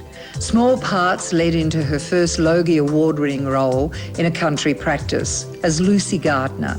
But it was her 7-year mega marathon as Nurse Terry Sullivan in All Saints that culminated in a truly peak moment for Georgie and her career. Tell me about winning the first gold. How did you feel? Oh, it was exciting. Did you have any inkling that you were never. in for a chance? Never. You must have. I never. When they read my name out, I thought, oh, they've made a mistake. Oh, Bert read it out. I thought, oh, he's made a mistake. And then he was looking at me. I thought, oh, my God, I have to get up. And I had no idea what to say. I didn't know what the gold Logie meant. I got the silver that year for most popular actress, and that made sense to me because it was for acting and everything, but most popular personality, because I don't do a lot of personal publicity. I haven't had pictures of Holly in the press. I haven't had pictures of my wedding. So, but you deliberately keep the family thing away, don't you? Yeah, I do. So I thought that I sort of haven't opened myself up to that sort of, avalanche of publicity that most popular personality would be something that would be handed to someone else. And when they read my name, I thought, oh, my God. But it's a big thrill, It was one of the most exciting things that's ever happened to me. Really. And how did you find the public reaction to that afterwards? Very supportive. Yeah. Incredibly supportive. And so excited for you. I mean, what a weird job and what a wonderful job I'm in where other people can be excited for the success you have. I mean, it's quite astonishing. Yes, it is. It's a very privileged position to be in. So I just, it was just wonderful. And it really changed the way I see my career and the impact it has. Yeah. I never thought what I did had an impact before, but I've realised the impact, the choices you have on the people who support you. And that's when a lot of those things made sense to me. But the end of Georgie's long-running role on All Saints certainly wasn't the end of her creative calling. Coming up, Georgie talks about returning to the place where it all began, the theatre, and how all the Logies in the world still can't calm a bad dose of first-night jitters. But I was like, this is the nightmare every actor has. You're in a strange wardrobe, you're about to go on a stage, you don't recognise the set, you don't recognise any of the actors, and you don't know what you're doing. That's coming up right after this short break, so don't go away. Livefully down-to-earth actress Georgie Parker. At 42, Georgie's now relishing her real-life roles as wife and mum. Georgie's also in the enviable position of being able to choose her film and television projects. It's a luxury afforded to only a few and has come to Georgie through years of hard work. And while Georgie enjoys the challenges of long-running television series, she's more recently been focused on where her career began, the theatre. I started out in theatre, and theatre it's a true test of your mettle as an actor, I think, because the audience is right there and they're letting you know how they feel about They're it. reacting. So is it really back to the smell of the grease paint, the roar of the crowd? Yeah, I just think it's a great environment. I also know that audiences now maybe don't go and see as much live theatre. So the people who do go really want to see it. They don't, just go because it's on. People who go to see theatre now really want to see it, and they want to pay their money and they want to experience it because it is an experience. Just let me throw some of the theatrical productions that you've had, which are really an incredible list. And I'd just like your reaction back when I say them. How to Succeed in Business Without Really Trying. Yeah, I loved it. It was fantastic. It was extravagant. Extravagant. Yeah, yeah. High Society. Oh, I love that. Yeah, I filled in. I had to learn that show in 6 days. Now, how did you do that? With a lot of stress and a lot of panic, but I had to learn that show in 6 days. The woman who was playing my character got sick and had to leave, and I was called back from overseas. I went up to Brisbane jet-lagged, was learning the show during the day and watching it at night, and they said, as soon as you know this role, you've got to go on. And I said, I just need one more day, I need one more day. There was like 8 songs. It was all Cole Porter. But the first night on stage, where I was in someone else's wardrobe, looking at the lighting state. When you're standing on a stage for a musical, the stage looks huge and the lighting state is beautiful. I mean, it's a whole other world. But I was like, this is the nightmare every actor has. When you're in a strange wardrobe, you're about to go on a stage, you don't recognise the set, you don't recognise any of the actors, and you don't know what you're doing. And I thought, this is actually one of those nightmares, and I'm actually living it. I'm living it. But I went out there, went automatic pilot, and I did it. Georgie's professional life kept moving full steam ahead, one production after another. But despite many on-screen marriages, she didn't meet her off-screen Mr. Right until in her 30s. While Georgie had some very distinct parameters about who she would and would not marry, destiny had a little irony in store for her. And I was about 32, and I was adamant that I was going to have children by 30, so I was kind of missed that milestone. I was going, oh, I'm really, up the creek without a paddle. And then I met this guy who ended up, I went to Abbotsleigh in the North Shore. I was, Pretty toffee school. Oh, yes, but I was determined not to marry someone from one of the neighbouring private schools. I thought, gross, I don't want to do it. It's like marrying a brother. And I wanted to meet someone, who was worldly and wise and kind of a bit left and a bit, sort of exciting and intelligent and extravagant. And of course, I married someone who has, all those qualities, but in a modified, intelligent, compassionate, understanding, well-balanced man who ended up going to the school, 500 metres down the road. So I did a full circle and I married a Knox boy. Now, luckily, this Knox boy, and his name's Steve, is one of the best people you could ever meet, let alone marry. So I consider myself to be very extremely lucky. Fortunate. Did you find becoming a mother a big call? It was,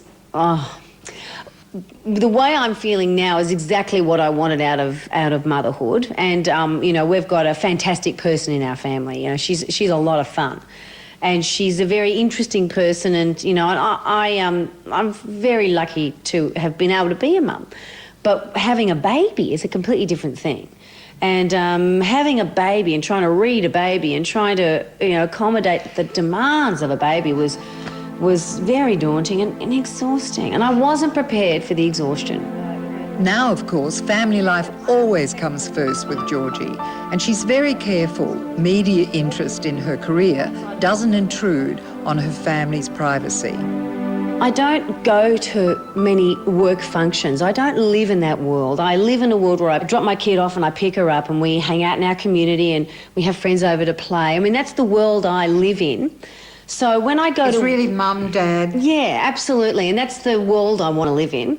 But I want to work in the world where success is rewarded and, you know, where your hard work is recognised. And I like working in that world, but I don't want to live in that world. But is it hard to be able to take that hat off and put on the other one and I've go always, to and from? No, I've always done it. You also say you're not a glamorous person. I'm not. Well, you always look pretty glamorous to me when I see you at those red carpet Yeah, but I'm functions. done up. I've spent 3 hours in a chair with people swarming over me like bees. I mean, you know... But are you just not interested? Or I'm do not you interested. think it interferes with what you perceive as a normal life? It's not the way I'm interested in living my life. I'm not interested in glamour. I do like getting dressed up because it's a novelty. I think if I did it all the time, it would drive me insane. As you can see, I fiddle. I'm just not interested in it. I bite my nails. I'm shocking. But when you do get dressed up and you hit the red carpet... I enjoy it briefly. I really enjoy it briefly. I like having a few... You know what? I like having the photos taken so I can go back and go, look, I look pretty hot, and then go and get this thing off me. And is Steve a good daddy about that? I mean, can you go off? Yeah. And I think this is true for all women who have a successful life, successful career life. You cannot do it unless your husband is 100% behind you and makes it possible. I mean, I don't think a woman can apologise for her success in a relationship, you know, without the consequences being, you know, being dire. And I have had relationships in the past where I had to apologise or find ways to try and subdue it and I thought, I'm not doing that. Screw it's too that. hard. That's too hard. It's too hard. And it's also, why should I? Exactly. You know, I've worked hard for this. I'm going to bloody enjoy it. If you can't, you know, enjoy it, get off the boat. Do you make your own luck? I don't know. I don't know. Luck is such one of those things, you know, I don't know whether you can quantify it. I think... But to be receptive to ideas and projects and productions that are coming your way. I put it this way, I feel lucky. I have always felt lucky. And even when things weren't going my way, I still felt lucky. I mean, even in a brace, you know, with braces on my teeth and a brace on my back and getting my period, you know, all within the same 3 months, I never felt poor me, and I think it's because I've always felt lucky. If I could say to you, OK, Georgie, you can have one fabulous wish, what would it be? And it'll be granted. Oh, well, it would be selfish. It would be a selfish wish. It would be for a long, happy, healthy, fulfilled life for my daughter. In a moment, we pop in on Dare Jennings, creator of a whole new genre of clothing, surfwear. The man's an average Aussie country boy, growing up in Griffith in southwestern New South Wales and helping out on his parents' rice and sheep farm. Now, little in Dare's childhood suggested a stellar career in the fashion industry, but through the brilliant combination of boyhood skills and creative passions, Dare went on to found Mambo, the iconic Australian surfwear company. Of course, the success of Mambo has been driven by its often provocative and always powerful artwork, and Dare's stunning home is full of remarkable originals. Dare's collection is a superb synthesis of cartoon and caricature, reflecting the history and evolution of the Mambo label over 2 decades. Reg Mombasset from the seminal Australian pop group Mental as Anything was one of Mambo's founding artists, and like Dare, Reg was a committed devotee to all things musical and political. Dare's love of the sea has been an additional lifelong passion. One reward of his considerable success is his magnificent 2-storey home overlooking the Pacific Ocean. But Dare's childhood was dominated by the land, the vast, flat plains of the New South Wales Riverina. We lived on an orchard in a place called Hanwood, which is just a village on the outskirts of Griffith. And then my dad got a farm in the Colliambly irrigation area, which is about an hour's south from Griffith. And that was a kind of 1,000-acre rice, sheep, wheat sort of everything you could possibly grow on a farm. All right. When you stayed on the farm in those years, did you work alongside Dad on the farm? Of course, yeah. You're all That's why you expected have a to. son, is so that you can, it's a bit of cheap labour. Oh, come on. You were expected to take over the farm? Well, it's of course, most farmers dream of that rural dynasty. Not anymore, I don't think, in Australia. No, not anymore. It's the big agri-business buys up the farms. But in those days, that was what it was. And, my dad was a fabulous farmer. He was, worked long hours and loved doing it. It was just unfortunate that my sister was a radical feminist who went to live in New York and became a successful writer. And look what happened to you. And I was a deadbeat pot-smoking dropout who kind of ran away as fast as I could. In defence of Griffith, as far as country towns go, it's probably one of the more interesting ones around because it always had a strong Italian immigration. Means you had good food. There was food were different. Yeah, your Yeah. preconceptions were challenged a little bit about what you could eat and do. Yeah. And even today, it's a great town. There's mosques and synagogues and all sorts of things there. It's a really, because of the fruit and veggies, it's always attracted a lot of migrant workers, and they've stayed there. And it's a. But was it boring for you? I remember, having to drive the tractor around and around in ever-diminishing circles for 8 hours, and being back at the same gate where I started out, and all I could think of was I'd been in a car, I'd been in Sydney or somewhere interesting by then. There's got to be something more to life than this. That's right. Yeah. Dare's parents were clearly grooming their son for life on the land. They even sent him to an agricultural high school. But Dare had other ideas, and a traditional farming career wasn't one of them. In the early 70s, Dare joined the exodus of young people from inland rural areas heading for the coast, the communes and the cannabis.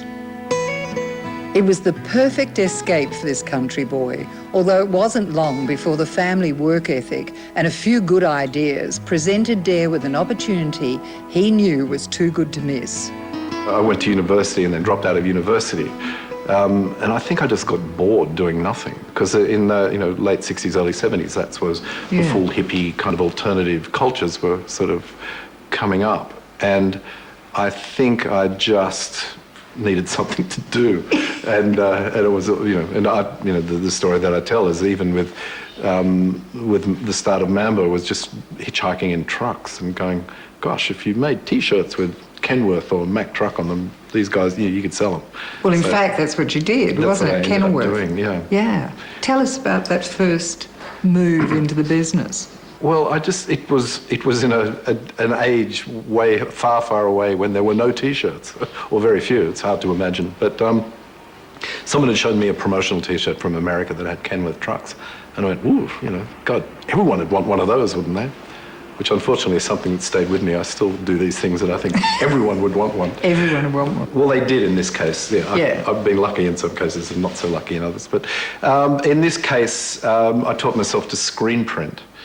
And printed these very kind of naive sort of T-shirts with Kenworth trucks on them and sold them to the Kenworth distributor. So that was it. That was it. That was the whole start of the business. It was off and running. And then, but at that stage I was, I was into music culture. So I used to do T-shirts for bands and musical instrument companies and things like that. So that sort of kept the wool from the door. The Protestant work ethic was kicking in at that point. And tell me, where were you screen printing these things? I was just living in a beach house in Woolgoolga near Coffs Harbour. In the early 70s, I suppose. I dropped out of university. I'd lived in Cairns for a while and wandered around and then just one day started to do it, and it seemed to be just the right idea at the right time. Oh, this is good. Yeah, people want them, and they're paying you money. And I figured out a few more things, and then rented a space and started doing more stuff. And so you actually started your own factory at that time? That's right, yeah. And what about staff? Well, because I knew lots of sort of deadbeat layabout musicians, it wasn't too hard to find people who needed casual work. I bet they didn't punch the Bundy on time every morning, though. No, it wasn't. You had to be very understanding. But it was just one of those things. It started out very small and got a little bit bigger and a little bit bigger. And then I ended up, in effect, without realising it, I became part of the Australian rag trade, which is a kind of a more interesting story in that in those days, if you were in the rag trade, I'm sure you would know all this, what you did, you got on twice a year, you got a first-class ticket to fly around the world, bought as many samples from the next season as you possibly could, dropped them off in Hong Kong on the way home and got your orders from David Jones. Exactly. That was pretty much how it went. But really, you always had, as with the truck thing, didn't your label always have its own creative source? It wasn't something that you copied from overseas. No. On one hand, I had this hungry dog of a business. I'd bought printing machines from America, and there was, it was 3 shifts a day and 100 employees by this stage. And it was just a nightmare. I got myself into it, but I just, and really I just needed these contracts from all these people to keep these machines going. Yeah. But I would sit there and go, surely, don't people want something more than this, something that's meaningful, something that's Australian, something that has some originality. So you had that creative urge yourself? I did, but at this stage, I'm sitting here with my urge, which has got nothing to do with it, and just being locked into this terrible business with, unions and all sorts of things. It was a full-on thing. So, and it was at that stage I went, and I was dealing with all these other people that had clothing labels, and I thought, oh God, they're idiots. If they can do it, I can do it. So, that's really where Mambo started. As the business grew, Dare, surrounded by a dynamic, creative group of friends, decided to turn Mambo into something more than just a T-shirt label. In time, the Mambo brand would become a powerful symbol of rebellious youth. You've got to understand that I was a product of the quintessential baby boomer. We were a product of the 70s, yes. The Vietnam War years, and we were all politicized. Like everybody I knew was intensely politicized. Did it ever get you into trouble? Yeah, in the end, not enough trouble because it was. But polarization was my basic. Was always my basic marketing philosophy. If half the people hated you, the other half would love you. And the problem is when you try to be all things to all people, that's when you just bland out and become nothing. But so when did you come to that decision? Were you conscious about thinking that, or did it just sort of happen? No, and it was never a conscious decision. It was just me and my friends. That's what we were. We were political, confrontational, satirical. All of those things were just sort of near and dear to our hearts. And it wasn't like we'd better do this because it has a commercial potential. It was just, that's what you did. That's what you thought. And all of my, my mates like Reg Mombassa and all those sort of people, that's what they were.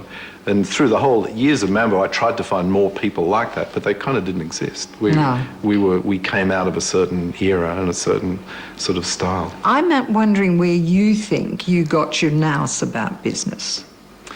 I'm not sure. I mean, it was partly because it comes from my relationship with my dad, because my dad was such a decent man and such a good farmer. And the fact that I just bolted, I couldn't do it. I felt like I had to prove something to him. I think a psychologist would probably say it was something to do with that, trying to prove a point to your dad, which we all... And did you? I guess I did in the end. Yeah, he was... But it was always... Dad and I have always had a strange... We got on very well, but, he still thinks I would have been a damn sight better off running the rice farm. In the scheme of things, because it was just what I ended up doing was something that he knew nothing really about. Did you experience any sort of major setbacks in these boom times? I never went broke, which was, thank the Lord. That's a good thing, yeah. For that, and I think I just always had, as my dad always had these great sort of sayings, and it was, it's a poor job that doesn't have a boss. So, what I started up was a collective in actual fact.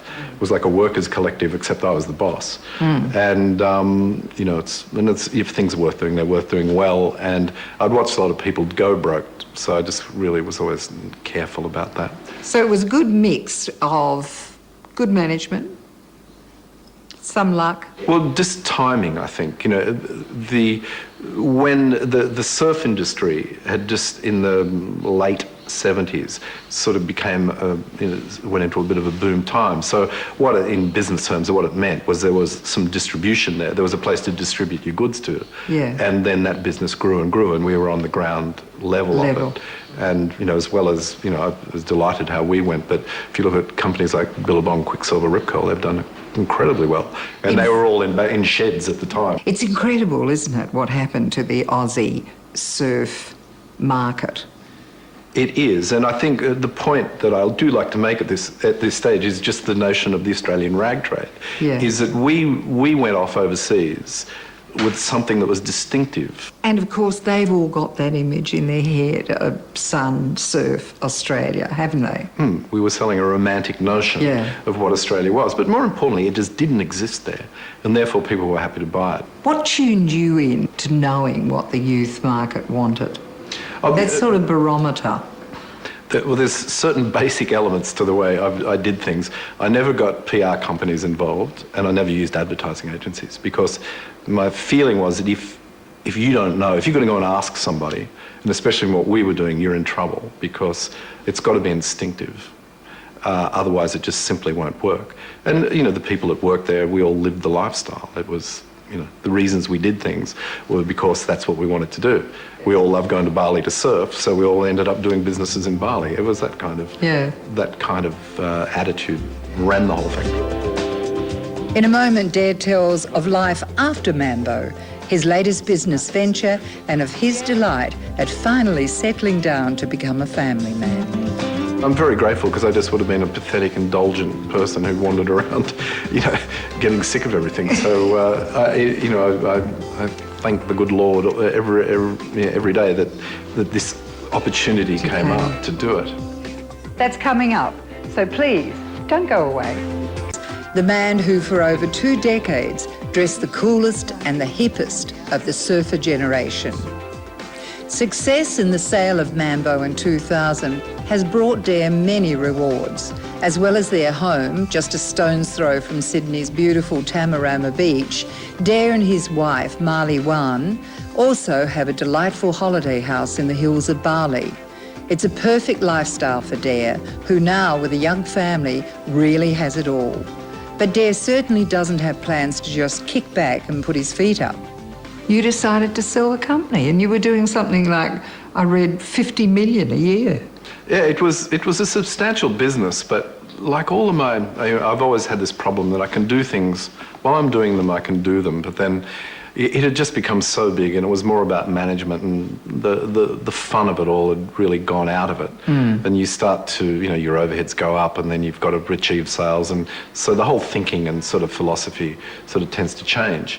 And I was turning 50, it all, you know, it just all seemed to that's sort of really old. But I'd also watched a lot of people hang on to things too long as well. Yes. And now I guess in my heart I'd started to not care as much as I probably once would have. Was that hard to recognise that? It was, but I just thought it was time. And again, I just watched people hang on to things too long.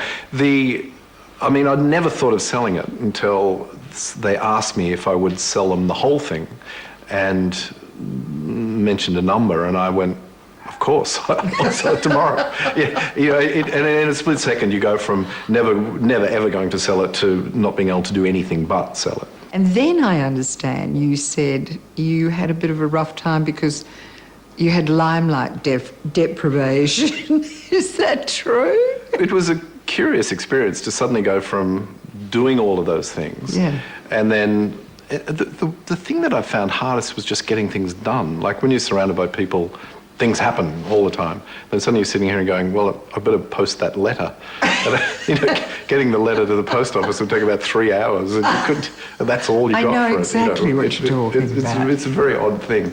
So that took some adjustment, but... What did you do? How did you adjust to that? I got married and had children. Marriage to Marley Wan was a total change in Dare's life direction, and it was marked by a vibrant and exotic Thai wedding ceremony. No longer the single globetrotter, Dare happily found himself part of a large extended family. Then he discovered the joys of fatherhood. I had always been the committed bachelor, and I think it was just because I worked so hard. I mean, those Mambo years were intense, and it was continual travelling and, travelling around the world 1,000 times, you know, and that sort of grind that you have to do. And, you know, the business was my family, and I kind of was, happy to do that. So then, within, turning 50, and getting married to Malawan and having a baby. So that was kind of just the way it turned out. Where did you meet? I'd known her for quite a time. She'd lived in Australia and she'd gone to college here. And then I'd known her back in Thailand. And we used to travel a bit together and that sort of thing. And the children? The little boy's name is Harry. It's the diminutive of Saharit, which is his Thai name. And the little girl's name is Yatima. Did you ever foresee that you'd finish up being a dad? No, and I wriggled out of it every time. I was so good at it. I could run a mile, but for some reason it just, it was a window of opportunity that was quickly slamming shut. And as with all these things, anyone who's had children, you have a child, there they are. You just do it. You don't. And I'd always worried myself, sick about what I was going to do, and you just don't realise that once they're there, you just do it. Now a thoroughly committed husband and father, and with Mambo firmly behind him, Dare has again tapped into his past to build a new business. Dare hopes his latest enterprise will reconnect two of his long-term loves, beach and motorbike culture, and also spin him $1 or two. I'd been going to Japan a lot, and I'd, as well as surfing, I'd always loved motorbikes. And in the 70s, the fact was that if you surfed, you had a motorbike. The two cultures were kind of hand in hand. In the meantime, though, surfing stayed on the coast, and the epicenter of motorcycling is probably Penrith or something now. So, and it had got kind of daggy, and I didn't like it. But I used to go to Japan, and I would see this fantastic, vibrant sort of motorcycle culture there. That was, as only the Japanese can, the referencing of old things and recreating it in it was postmodern. They would take old things but do it in a more modern sort of format. Concept, yeah. So I decided to, with a couple of other people that I know, to start this sort of strange motorcycle sort of customising business. And it's been open for a year and it's fun. We build motorbikes and people love it and pour in the door and sort of see how it goes. now it has a strange name. It's called Deus Ex Machina, so for the Latin for scholars out there, it means God is in the machine or from the machine. Do you see a growth for that business? Absolutely. I think it's a worldwide business. It's a if worldwide. I've got the energy to do it. People love motorbikes. I mean, and motorbikes are never more relevant than they ever were, just from an economy point of view. How does it feel for you to be starting something new? Is it as exciting as it was with Mambo? No, you do it in a different sort of way. And I mean, significantly, I can start it with money. So that's a big difference. I mean, you can set it up and do it properly. So it's a different thing, but I still get excited by it. So that energy comes back for you? It does, yeah. And I think it's part of, not retiring, not learning new things, just keeping interested, I think. Do you think that's the secret of life? It is. There's a thing I say, that when you turn 50, you should be taken somewhere and have the facts of life explained to you. That your next 50 years, you can have another 50 years, but they're not going to be like the first 50. And they're going to be, you've got to do it in a completely different way. What's the things in life that you haven't achieved that you'd like to achieve? That I haven't achieved? I want to write. It's a funny thing because my mother was a very good writer and my sister is a famous, pretty famous novelist. So I've always had that sort of frustration of wanting to write and do something significant like that. But unfortunately, I have a very short attention span, which doesn't work as a writer. Any regrets? In my life?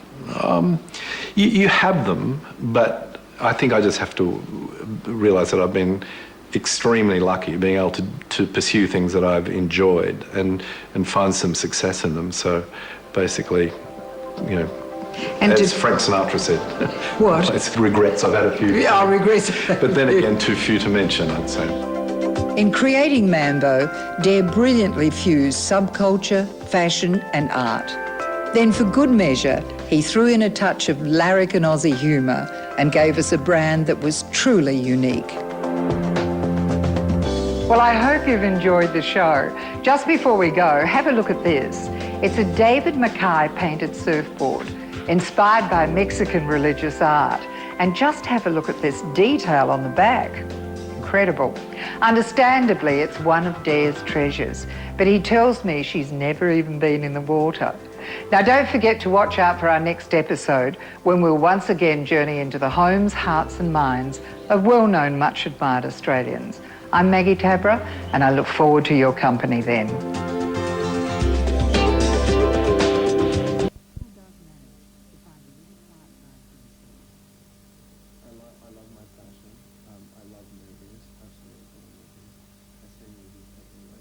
Which is, yeah, it's my luxury each week. You know, it's 2 hours I get to go into someone else's world. It's dark, no one sees you can sneak in, you can wear a pair of tracksuit pants, it's great. Do you eat junk? Please tell me sometimes you do. Sometimes I do. But the problem is I don't eat junk all that regularly. So if I go to the movies and I eat lollies, I can barely sit still because I'm just like on this sugar high buzzing around.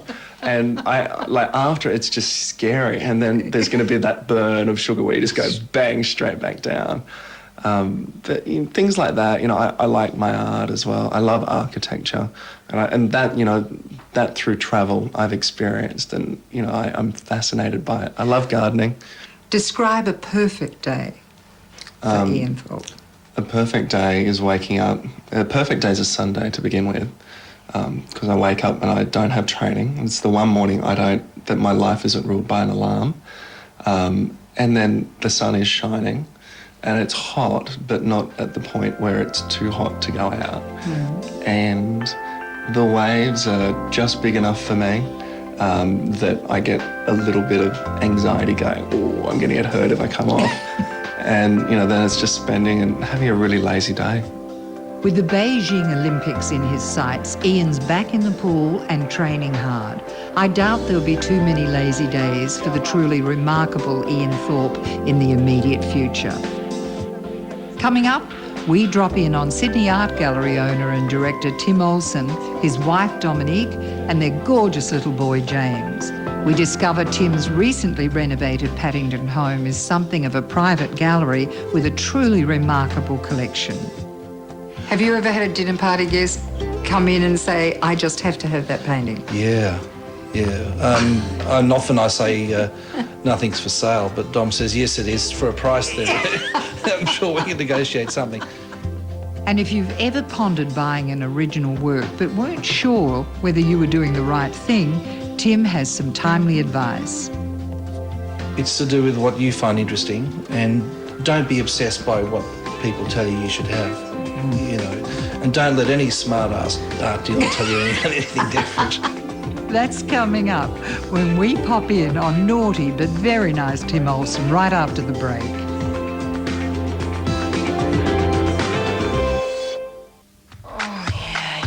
Some of the world's most beautiful women aren't the type you'd take home to mother, but they're the perfect playmates for America's most celebrated mansion. From trailer parks to centerfold city. God, this is great. Women who know how to use their best assets. L-A-R-G-E. And the man who created it all. America loves a redeemed sinner. Indulge your ultimate fantasy. Unleash your inner bunny. Inside the Playboy Mansion, Saturdays from 8:30. Exclusive to Biography.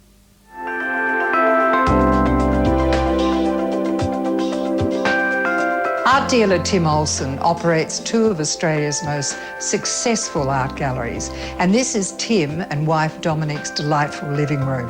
As you can see, the walls of their home are graced with some truly astounding works, many by Tim's dad, the legendary John Olsen, who's now regarded as our greatest living artist. In a moment, we'll meet Tim and hear what it was like growing up in the shadow of his famous father, and why, despite obvious artistic talent, he decided to become a gallery owner rather than an artist. Tim will also give us some inside advice on just what to look for when buying a painting or investing in any work of art.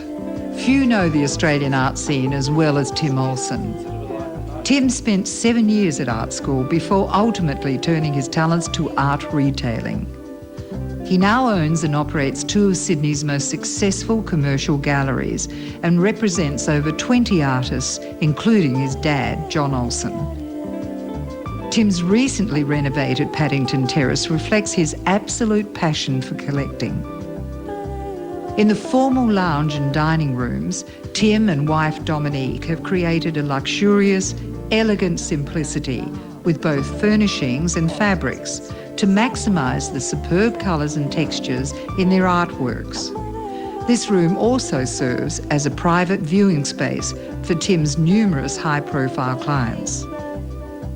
In Tim and Dominique's private collection, works by Australian great Russel Drysdale hang with new and emerging Australian artists. Tim's committed to nurturing young talent and has sponsored some promising young painters through art school. Tim grew up in a creative, artistic milieu, strongly influenced by his larger-than-life flamboyant father, John Olsen. Growing up in Watson's Bay to begin with, you know, was really something that was like growing up in a Dylan Thomas poem, you know, under Milkwood, you know, because Watson's Bay in those days was, you know, a fishing village. And every morning, you know, Dad would put me on his shoulders right throughout winter, and we'd go down to Camp Cove and swim. And so, you know, I've never had this fear of water, but, you know, it was really like living in a village. And after breakfast, Dad would go down to the pub, not to drink, but all the fishermen who'd been fishing all night out the heads, you know, would have come in and they've sold most of their fish to the markets, and whatever's left, they go and sell outside the pub. Oh, right, so this was a shopping expedition. Yes, yeah.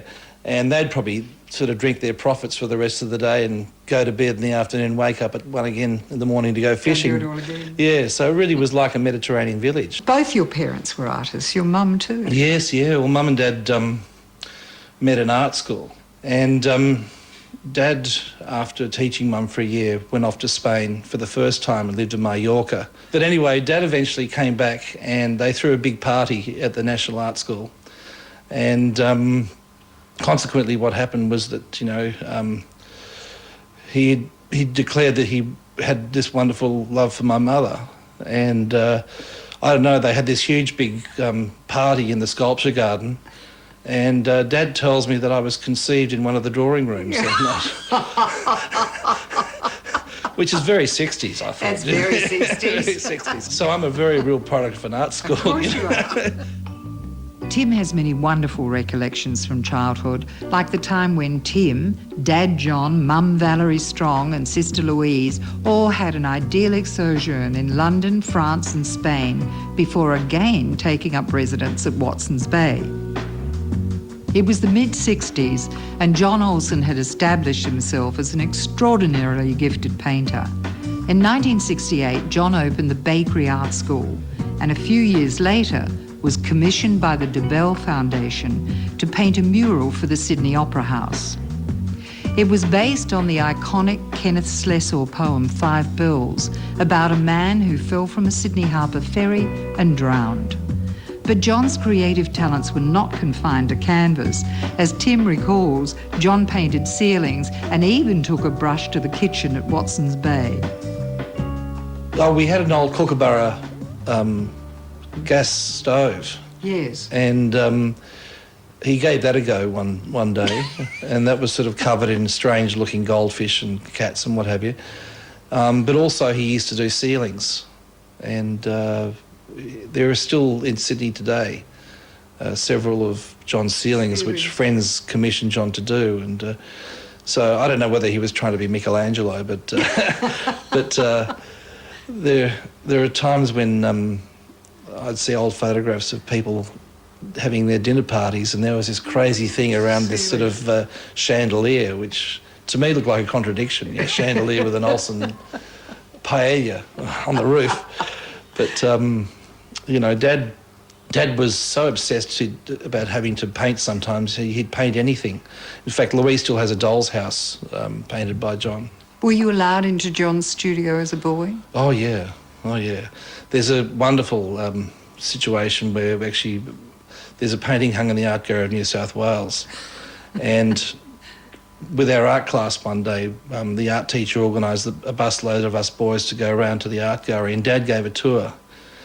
And anyway, we came across this painting called The Spanish Encounter, which was one of Dad's earlier works. He said, yes, I had a good time doing this, but there was a morning when Tim got up at 5 a.m.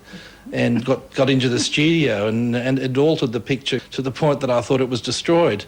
So what could I do but go down to the Watson's Bay pub, have a beer and have a think about how I was going to rescue this picture. By the time I got back and had another glass of wine, I thought the kid was a genius. And there it is hanging in the art gallery today. When did you first get a sense in your childhood that your father was famous? I remember once being about 4 years old and looking at the television. I think he was on Bill Peach's show. And we had this old black and white TV in the living room, and there was Dad. And there I was beating the television saying, Dad, get out of there, get out of there. What are you doing stuck in that box? So that's when I knew that, there was obviously something Dad had to offer. Yeah. Mm. Did his fame ever get in the way of your growing up? Did you get teased? There were certain times when, especially when Dad did the Opera House mural. A lot of publicity. A lot of publicity, and when Australia stopped to watch the opening of the Opera House and the Queen was here, I'll never forget watching it and seeing Dad try to explain this incredibly abstract picture to a woman who normally only sort of collects, Delacroix and Canaletto, and seeing the sort of betwixt look on her face saying, my God, what is this all about, But going back to school, back to Cranbrook on that Monday after, and, we all used to stand and have assembly, and the headmaster, Mr. Moyes, got up and said, we were very proud to see that we have a wonderful new building in this country, and very proud to see that one of our students, his father, had a great contribution in being what it is today. And so my nickname at school after that was Prince Tim. They don't take prisoners, do they? No. Tim completed high school in 1979, and despite obvious creative talent, he was determined not to follow his famous father's footsteps. Tim tried his hand at a few different jobs, but then eventually decided to test his abilities at art school. So, I sort of cast everything into the wind and said, look, I'm just going to go to art school and see where I end up. And I think art schools are misunderstood generally, because a lot of people that go there and a lot of people I went there with, they ended up not just being artists. I mean, literally, in every generation, there's only 6 to 10 great artists that come out of art schools nationally. It's a very tough business. And Dad always instilled into me, unless you're bloody good, forget it. Because there's not a lot of money there unless you are. Coming up, Tim tells about his own short but successful period as an artist, his 2 sellout exhibitions, and of a defining moment that changed the path of his career. It wasn't until I met Brett Whiteley's manager, who was a Spanish man called Christian Quintas, and he said, why are you working here for $100 a week? We'll also see more of Tim's very tasteful home and meet his delightful wife, Dominique, and their beautiful baby boy, James. The greatest artworks in this house. Aren't they gorgeous? That's coming up when we return home with art gallery director and devoted family man, Tim Olsen, right after the break. Born into wealth and privilege. The Spencers and the Windsors. But the royals have had their burdens to bear. There were difficult times. Go inside their cloistered world. She was very much a Spencer and proud of her family's status. Money is no object. Discover secrets they didn't want revealed. Tantrums and swearing. The intrigue. The rivalries. The lovers. His affair with Wallace Simpson led to his abdication. The people you thought you knew. The Queen simply ignored her. Royals, coming up next on Biography. I'm with art gallery director and owner Tim Olsen, his delightful wife Dominique, and beautiful little boy James in their wonderful inner city home. When Tim and Dominique recently renovated their Paddington Terrace, they wanted to create a stylish space where art would take centre stage. They decided on an open plan design to maximise hanging space, and Tim's thrilled with the results. This is where we spend our time, and all those doors open up, so you feel as though the whole courtyard or the garden becomes part of the internal space as well. Just like his dad, Tim enjoys nothing more than cooking up a storm for family and friends, and he's certainly created a well-equipped environment. Tim's barbecue is an industrial wonder in its own right, contained in an open-air space just off the kitchen. I just adore the Olsen's compact courtyard too. Mirrored perimeter walls behind these established stands of bamboo cleverly multiply the sense of space. Of course, the inviting plunge pool is a godsend on hot days, but Dominique explained the pool actually represents a serious sacrifice on Tim's behalf. Tim was in the process of designing the garden with pavers, and we were having the old sandstone tiles dug up, and the builder rang us and said, "Did you realise that there's a swimming pool underneath here from a couple of owners ago?" So Tim was awfully excited and said, "Oh, we can build a cellar." And it was, I remember it was about November and it was hot, and just had James, and I called in here one Saturday with a girlfriend that had a couple of children. She said, "Whatever you do, make it into a pool. It's like the most perfect babysitter." So... So Tim didn't get the cellar, but we have this beautiful pool. Yep. You didn't mind, did you, darling? Not at all. No, it's the perfect scenario. It's fantastic. It's fantastic, isn't it? Yeah, that's great. Yeah. Tim and Dominique have been married for 6 years, and in 2004, their first child, gorgeous little James, was born. But as Tim explained, beginning a family certainly wasn't the simple, natural experience both he and Dominique had expected. No, it wasn't an easy process, and because we were in our early 40s or late 30s to begin with, obviously childbirth is not something that happens naturally so easily. And we did have to do IVF a few times, and we went to the doctor after I think the third or fourth process, and he said, "Look, this is really the last time, we just can't keep doing this." And anyway, 12 weeks later, we were able to tell everyone that we really were going to have a child, and then for him to turn out to be so beautiful and healthy and everything, it really was like a gift from God. The Olsens are a very tight-knit family. Tim enjoys a genuinely close relationship with both his mother and father and sisters Jane and Louise. But back in the early 80s, Tim's parents, John and Valerie, separated, and as Tim recalls, it was a very difficult time. It was a situation where I think that, we'd moved from Watson's Bay and we moved to Dural, and we had a beautiful house in the bush there. But I think Dad found it very claustrophobic. And, and he went out on a desert trip painting, and he found it hard to come back. And as much as he said he loved us, he just, for his painting to go on, he really had to change his life dramatically. So that was difficult. But Mum was so strong, and so, she just gave Louise and I so much security during that difficult time that, I think both Louise and I owe it to Mum as equally as to Dad in regard to us being stable people and the success we've achieved. How did you start the gallery? At what point were you in your life when you decided, well, this is what I want to do?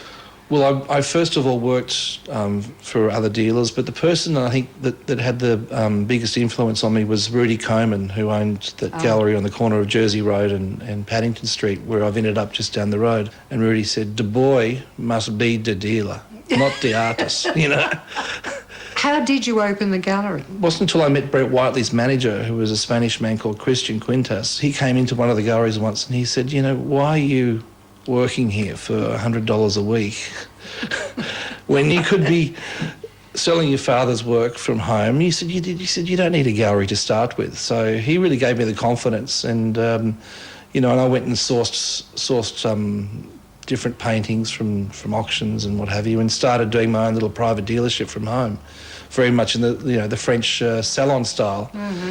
And I really enjoyed that. But after a while, I knew I had to have a gallery because I could not rely on getting my father's paintings for the rest of my life. Mm.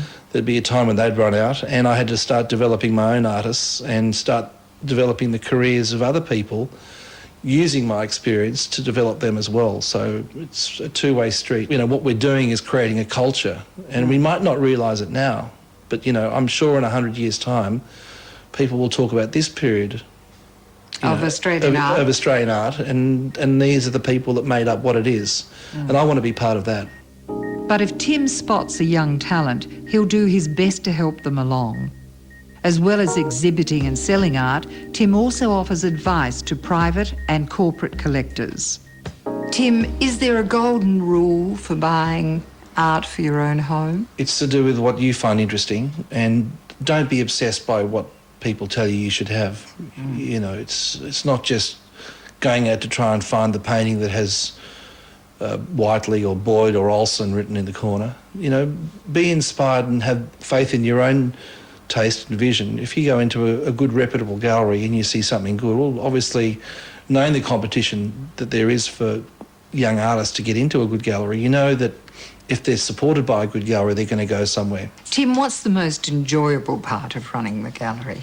I really like when I see artists develop into, you know, confident people. When you see their work getting better and better, when you see them buying their first house, you know, when they came to you, they had nothing. And suddenly you see that their lives have got better. Tim Olsen's story is a timely reminder about the importance of finding true purpose and meaning in life. Blessed with a happy marriage and a healthy baby boy, Tim's emerged from the shadows of his father's remarkable success to create his own unique and respected position within Sydney's artistic community. Well, I hope you've enjoyed the show. Just before we go, have a look at this. It's called Billabong Dream, and it's a painting Tim did in 1981 when he was at art school. He hadn't seen it for 24 years and recently purchased it from a deceased estate. So it's a painting that's truly come home. Now, don't forget to keep an eye out for our next episode when we'll once again journey into the homes, hearts and minds of well-known, much-admired Aussies. I'm Maggie Tabberer, and I look forward to your company then.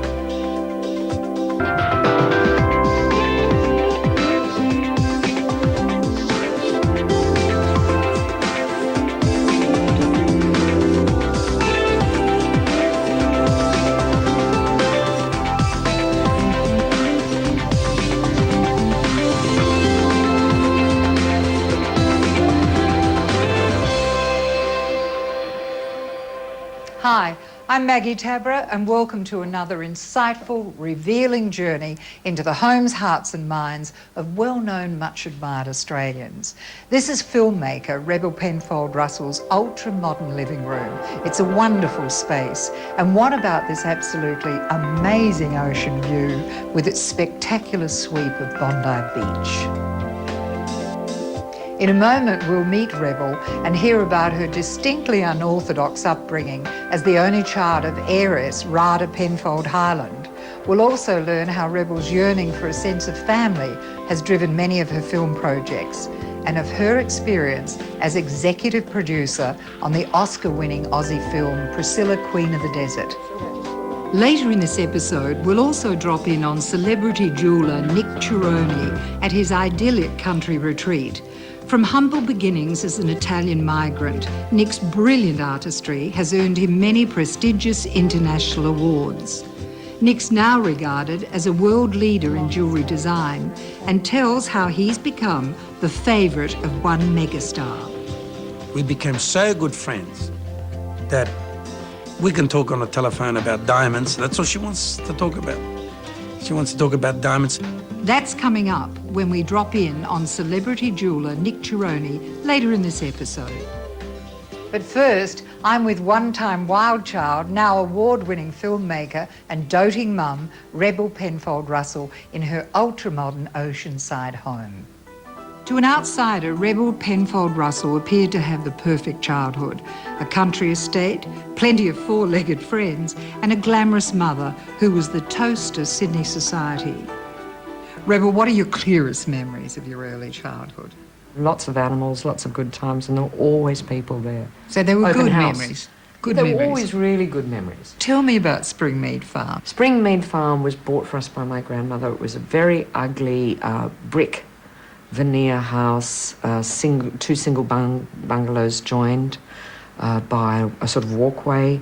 It had been owned by the Hearst, who had had their own private zoo of some description, which was, of course, all overgrown. So it was wonderful. As a kid, I could go and, do bows and arrows with the local kids in Ingleburn, and that was terrific. When I went to Minto Public, fabulous fun, Great. Because you could run away. It wasn't like today. Springmead was 250 acres. If you got pissed off with mum or dad, you'd get on your little Shetland pony and, put a chocolate and off you'd go. But Rebel's carefree early life was soon disrupted by many difficult changes. When she was only 9, Rebel's Irish dad, Paddy Russel, was diagnosed with a terminal illness. I wasn't allowed to see him very much because in those days cancer was a death sentence, which thankfully it's not necessary today. But he had throat cancer. They cut a hole in his throat, so you can the smell of amaldehyde. Most of all, I remember the smell. And I wasn't allowed to see him very much, but when I was allowed to see him, I had to go and kiss him goodnight. So if you're a really young girl, it's not like in the movies. You don't want to go and kiss somebody with a big hole in their throat. He was much older than Mum. He was probably much sterner. But do you remember him before he became ill?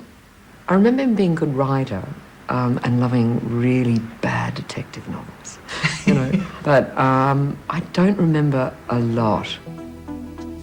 Along with the inevitable sadness of losing her dad when still so young, Rebel's sense of security was also badly shaken by decisions her mother Rada made in the wake of her father's death. You were an only child. Were you lonely? Yeah. I was definitely lonely when I was packed off to boarding school. I mean, they were desperate years, but I was an experiment. They'd never taken anybody below 9, I don't think. And I turned 8 when I got there. So I was 7. I was left-handed. They made me write right hand with an italic pen. And you hated it? I loathed it. It was beyond bullying. Your head was flushed down the toilet. If you had long hair, you could be put out in the tennis court and your plaits would be tied together at the back. When the cicadas were breaking out of their shells, they'd tie you to a tree and put cicada shells all over you. Well, if it doesn't kill you, it makes you stronger. Do you believe that? I think, yes, I do. I do, definitely. So you stayed at boarding school for how many years? Until I got expelled. Now... Which I worked very hard at. Oh, did you? It took me a long time. Is it true that you were expelled for selling grog at school? Come on. Yes, I suppose the answer is yes. We sold it to the prefects for $1 a bottle and... Oh, right. I got expelled. They didn't get expelled. So that was a rebel sort of a period. It was a lonely period. It was really lonely. I think most of all because I knew I could see the way my mother was treated by the other parents. And that was not kind. You can easily hear it. For Rebel, the loneliness and bullying of boarding school were compounded by having the sort of mum other parents loved to talk about. Rada Penfold Russel was rich, glamorous, some would say eccentric, and often being a mother to Rebel wasn't her first priority. But, she was a dreadful mother, dreadful. But I think she was a very good friend to a lot of people. A lot of those friends, including a very young Harry Miller, belonged to Sydney's then creative and artistic social scene. They all readily accepted invitations to ride and party at the Penfold estate. You've been quoted as saying she was not a good role model. Well, not as a mother. As a friend and as a humanitarian, I don't think you could get much better. I really think she was... Special. A very special person. I was amazed the number of people that said, darling, she was such a fabulous friend. Now, Rada married 4 times. I just wonder... 3 that we know about. Oh, 3 that we know about, okay. Did you approve of her choices? I wasn't around for 2 of them. Oh, right. The first one, I think she just wanted to get away from her father. That was in 44. Of course, she attracted a lot of interest and therefore a lot of publicity and was written about a lot. But you did a bit of that yourself, didn't you? Yes. How did that make you feel? A constant source of argument and debate with my mother was I did not want to be in the press, and she was very keen to kind of push me forward because it had been wonderful in her time. So being a social light was being a light of society in those days. So there were different times. So she just didn't, her sensibilities about the press did not grow with the times. And it was a constant sorts of argument. And of course, eventually it undid us as our relationship. At 17, Rebel reluctantly agreed to be interviewed for a magazine article. She was candid. When published, the article engulfed Rebel in a firestorm of criticism and all but destroyed her relationship with her mother. This particular journalist wanted to make her name off a 17-year-old, so decided that Hobbies wasn't going to crack it.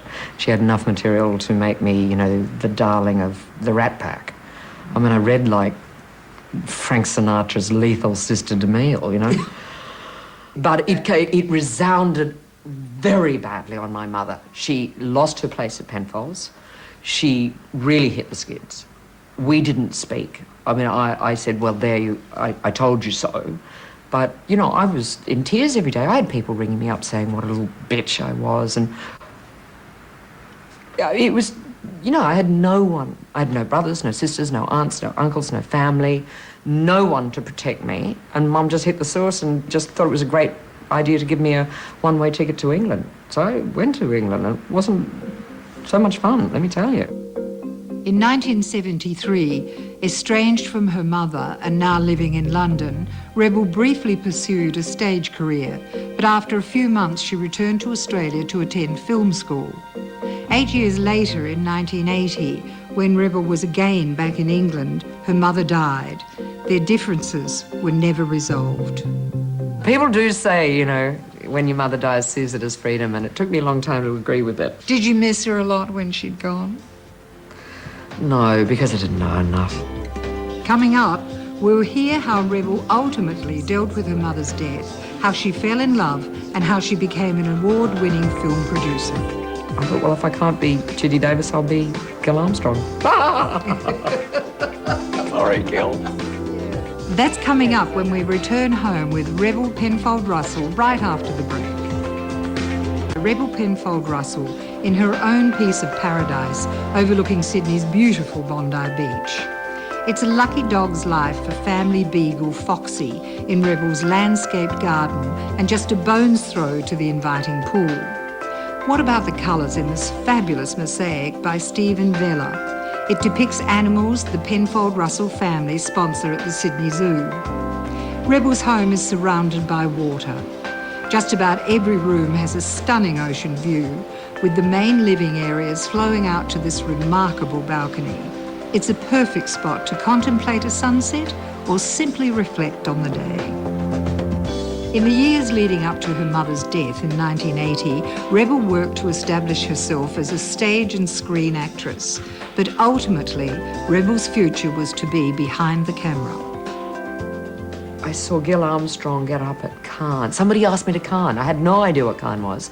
And my brilliant career, which I'd gone to audition for about 5 times. I so wanted that. Oh. And of course, you know, I'd even chased them to LA for it. And Miss Davis got it. And I thought, well, if I can't be Judy Davis, I'll be Gil Armstrong. Sorry, Gil.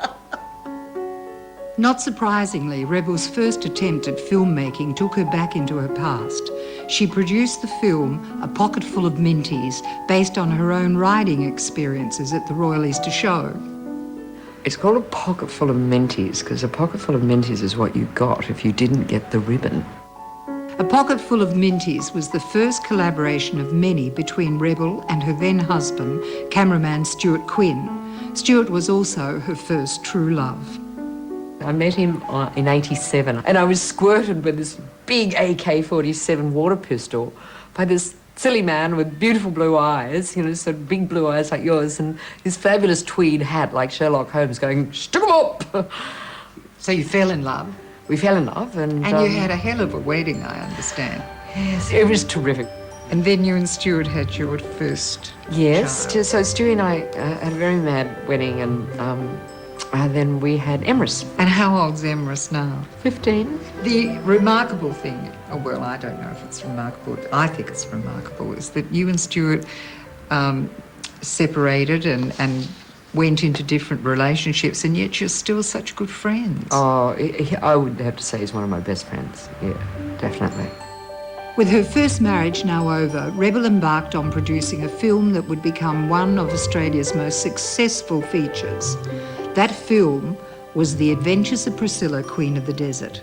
Priscilla went through an enormous card shuffle of characters. Like, we were going to have Tony Curtis at one stage, who wrote to us and said, "I am your Bernadette." And then his wife went, "You are soon at a drag queen again." So we went, and it was going to be Paul Mercurio, and it was going to be Jason Donovan with Rupert Everett. And anyway, it was brilliant. The cast we ended up with was so fabulous and so wonderful. It won an award and it won an Oscar. Absolutely, it did. You'd really established yourself as a filmmaker by then. Filmmaker, yes, not particularly loving producing. I really, it's not what I went to NIDA for. It's unfortunate, but that's where I sort of ended up. But filmmaker, because I've done sort of everything except sound.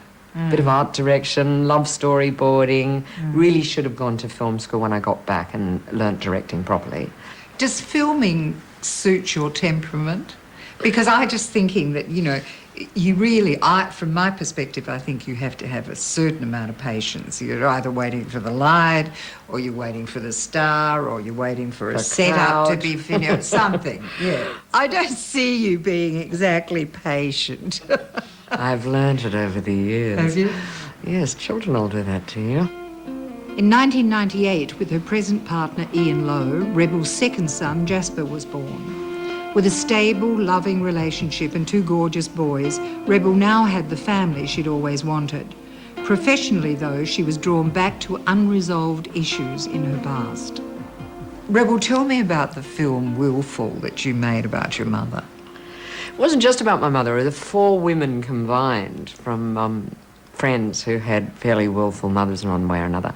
Plus, there were a couple of people I interviewed when I was writing this book about Mum, who were extremely willful women. I mean, admitted it, who said as much. I think we were just willful women, darling. I went, oh, that's an interesting title. Rebel had always wanted to try her hand at directing. By the time Willful was ready to go into production, Rebel had decided that this was her chance. I had always wanted to direct film after acting, and I just went, I'm so doing this now. This is what I've been working on. And whether it was ready to go or not, we just raised the money and did it. And it was a fantastic experience. I love directing, but then I'm, extroverted, willful woman. Hyperactive bossy boots. And you got a bit of flack, didn't you, with that, from some critics? Reading them is only encouraging them. There's nothing I can do. I don't read them. There is nothing I can do about it. But how do you feel about the fact that you... I honestly didn't read it. I know who you're talking about, but I didn't read it. But you invest so much of yourself in a production like that. If you've been given the wrong rating, like an MA that we were given, on a comedy about love and reconciliation because of one consenting sex scene in a wide shot in a dark cellar,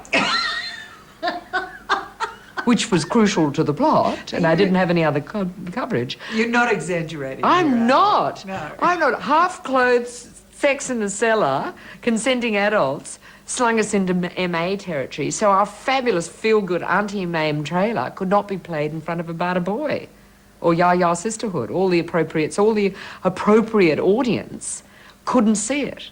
I mean, it's now being changed, but we went back to the classification board. That cost us everything. It was really bad. And yes, whilst we did get a couple of bad crits, we got awful lot of good ones. I have the media file over there. Okay, I'll examine it. Coming up, Rebel talks about what it's like for her now being a mum. I do it so much better than my mother. They keep you young and old at the same time. And Rebel also discusses her interest in New Age workshops and thinking. It's always about the state that you're in. You can do anything as long as you're in the right state, mental state. That's coming up when we return home with devoted mum and award-winning filmmaker Rebel Penfold Russel right after the break.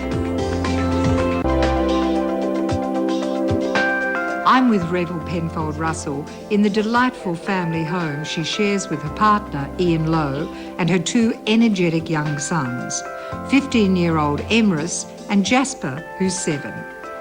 Rebel's home was designed with family demands in mind, with a vast walk-through kitchen separating the family room from the more formal dining area. There's plenty of space for outdoor meals and entertaining too. And on the terrace overlooking the ocean, this cleverly designed roof ensures uninterrupted enjoyment no matter what weather. Rebel has collected some superb art. I love her pieces of strong modern sculpture, and she has some beautiful paintings, including this fabulous Lloyd Rees called Opera House at Dawn. Rebel's collection and decor certainly reflects her spirited personality and her wonderful sense of fun. Her love of the sea is also mirrored in her collection, and that love of the ocean is shared by her family. Tell me about living in Bondi. I love living in Bondi. My first flat when I was at NIDA was in Bondi, $50,000, mortgaged forever, and it was up the other end. Yes. I love Bondi because it's usually a happy sound. There's kids laughing, or there's always something going on, the South American Music Festival, the Kite Festival. But the sounds and the sights of Bondi are happy, and it's a constantly moving postcard. So, and I am a moving person. I never sit still very long. But it's also great for the kids. You've said that your boys, your two sons, are your best productions. Yes, no, definitely they are. What's the best thing about being mum? I do it so much better than my mother. They keep you curious, not cynical. They constantly teach you humility. They keep you young and old at the same time. But I know at times it was tough. Yeah, no. There are times you just want to tear their arms off. I mean, just like bundles. Do you have patience? They teach me patience. Oh, good. Do you have sort of special hopes and dreams for them too? Only that they find a passion that they follow. I mean, it must have been hideous to have a parent that said, you will be a lawyer, you will only be a lawyer, and the child wants to be a farmer, or God forbid an actor, you know? I just want to guide them into the celebration of them as an individual, and then everything else will follow. What's a normal day for you?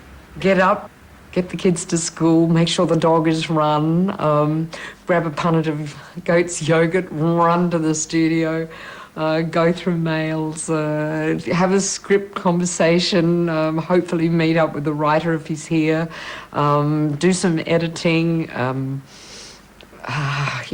pick up the kids again, get home, be invited to something, but go, I don't want to go. Let's all go for a swim. Do you socialise a lot? Do you go to all those big red carpet the envelopes have to be open without me these days. I just love hanging out with my kids. And, we love going for runs with the dog. For a woman who still remembers the pain of separation in her childhood, being with her family is Rebel's #1 priority. Rebel's perfect day would start and finish with her loving partner Ian Lowe. Ian not only shares Rebel's life, he's also introduced her to the belief that anything is possible. My partner Ian is what they call a success coach and a seminar manager. So I think you can always learn from any seminar. I think you can always learn from something, even if it's upgrading your accounting system. What did you learn from walking over hot coals, other than the fact that it bloody You get hurts? No, it doesn't, because it's about the state. And that's why it's in willful. But it's about thinking cold, and you're going across hot. It's about the state. That's how the yogis do it in India. It's always about the state that you're in. You can do anything as long as you're in the right state, mental state. Pretty well. She looks dubious. I ain't running over any hot coals, I'm telling you. Much to Rebel's amusement, she still attracts a lot of media attention. But these days, the poor little rich girl title has been replaced by some more contemporary labels. Socialite. A leading member of society, I am. Property investor. Oh, property princess, please. Oh, sorry. Film producer. Well, that's accurate. How would you describe yourself? Oh, apart from the Baroness of Bondi. All of that? Good friend, mum. Depends on the role I've got that week. What hat you wearing? If being a film director is just a sort of narrower focus on being a ringmaster in life, I think I'm bred to the role. I think you are too. Ringmaster of life. And Baroness of Bondi on my off moments. With a happy, supportive relationship, 2 gorgeous kids, and her beautiful home, it seems Rebel's finally found the warmth, love, and security she's long yearned for. Coming up, we'll drop in on celebrity jeweller Nick Chironi, who'll show us some of his remarkable gem-encrusted creations. Really, jewelry, diamonds, gold was beyond our understanding.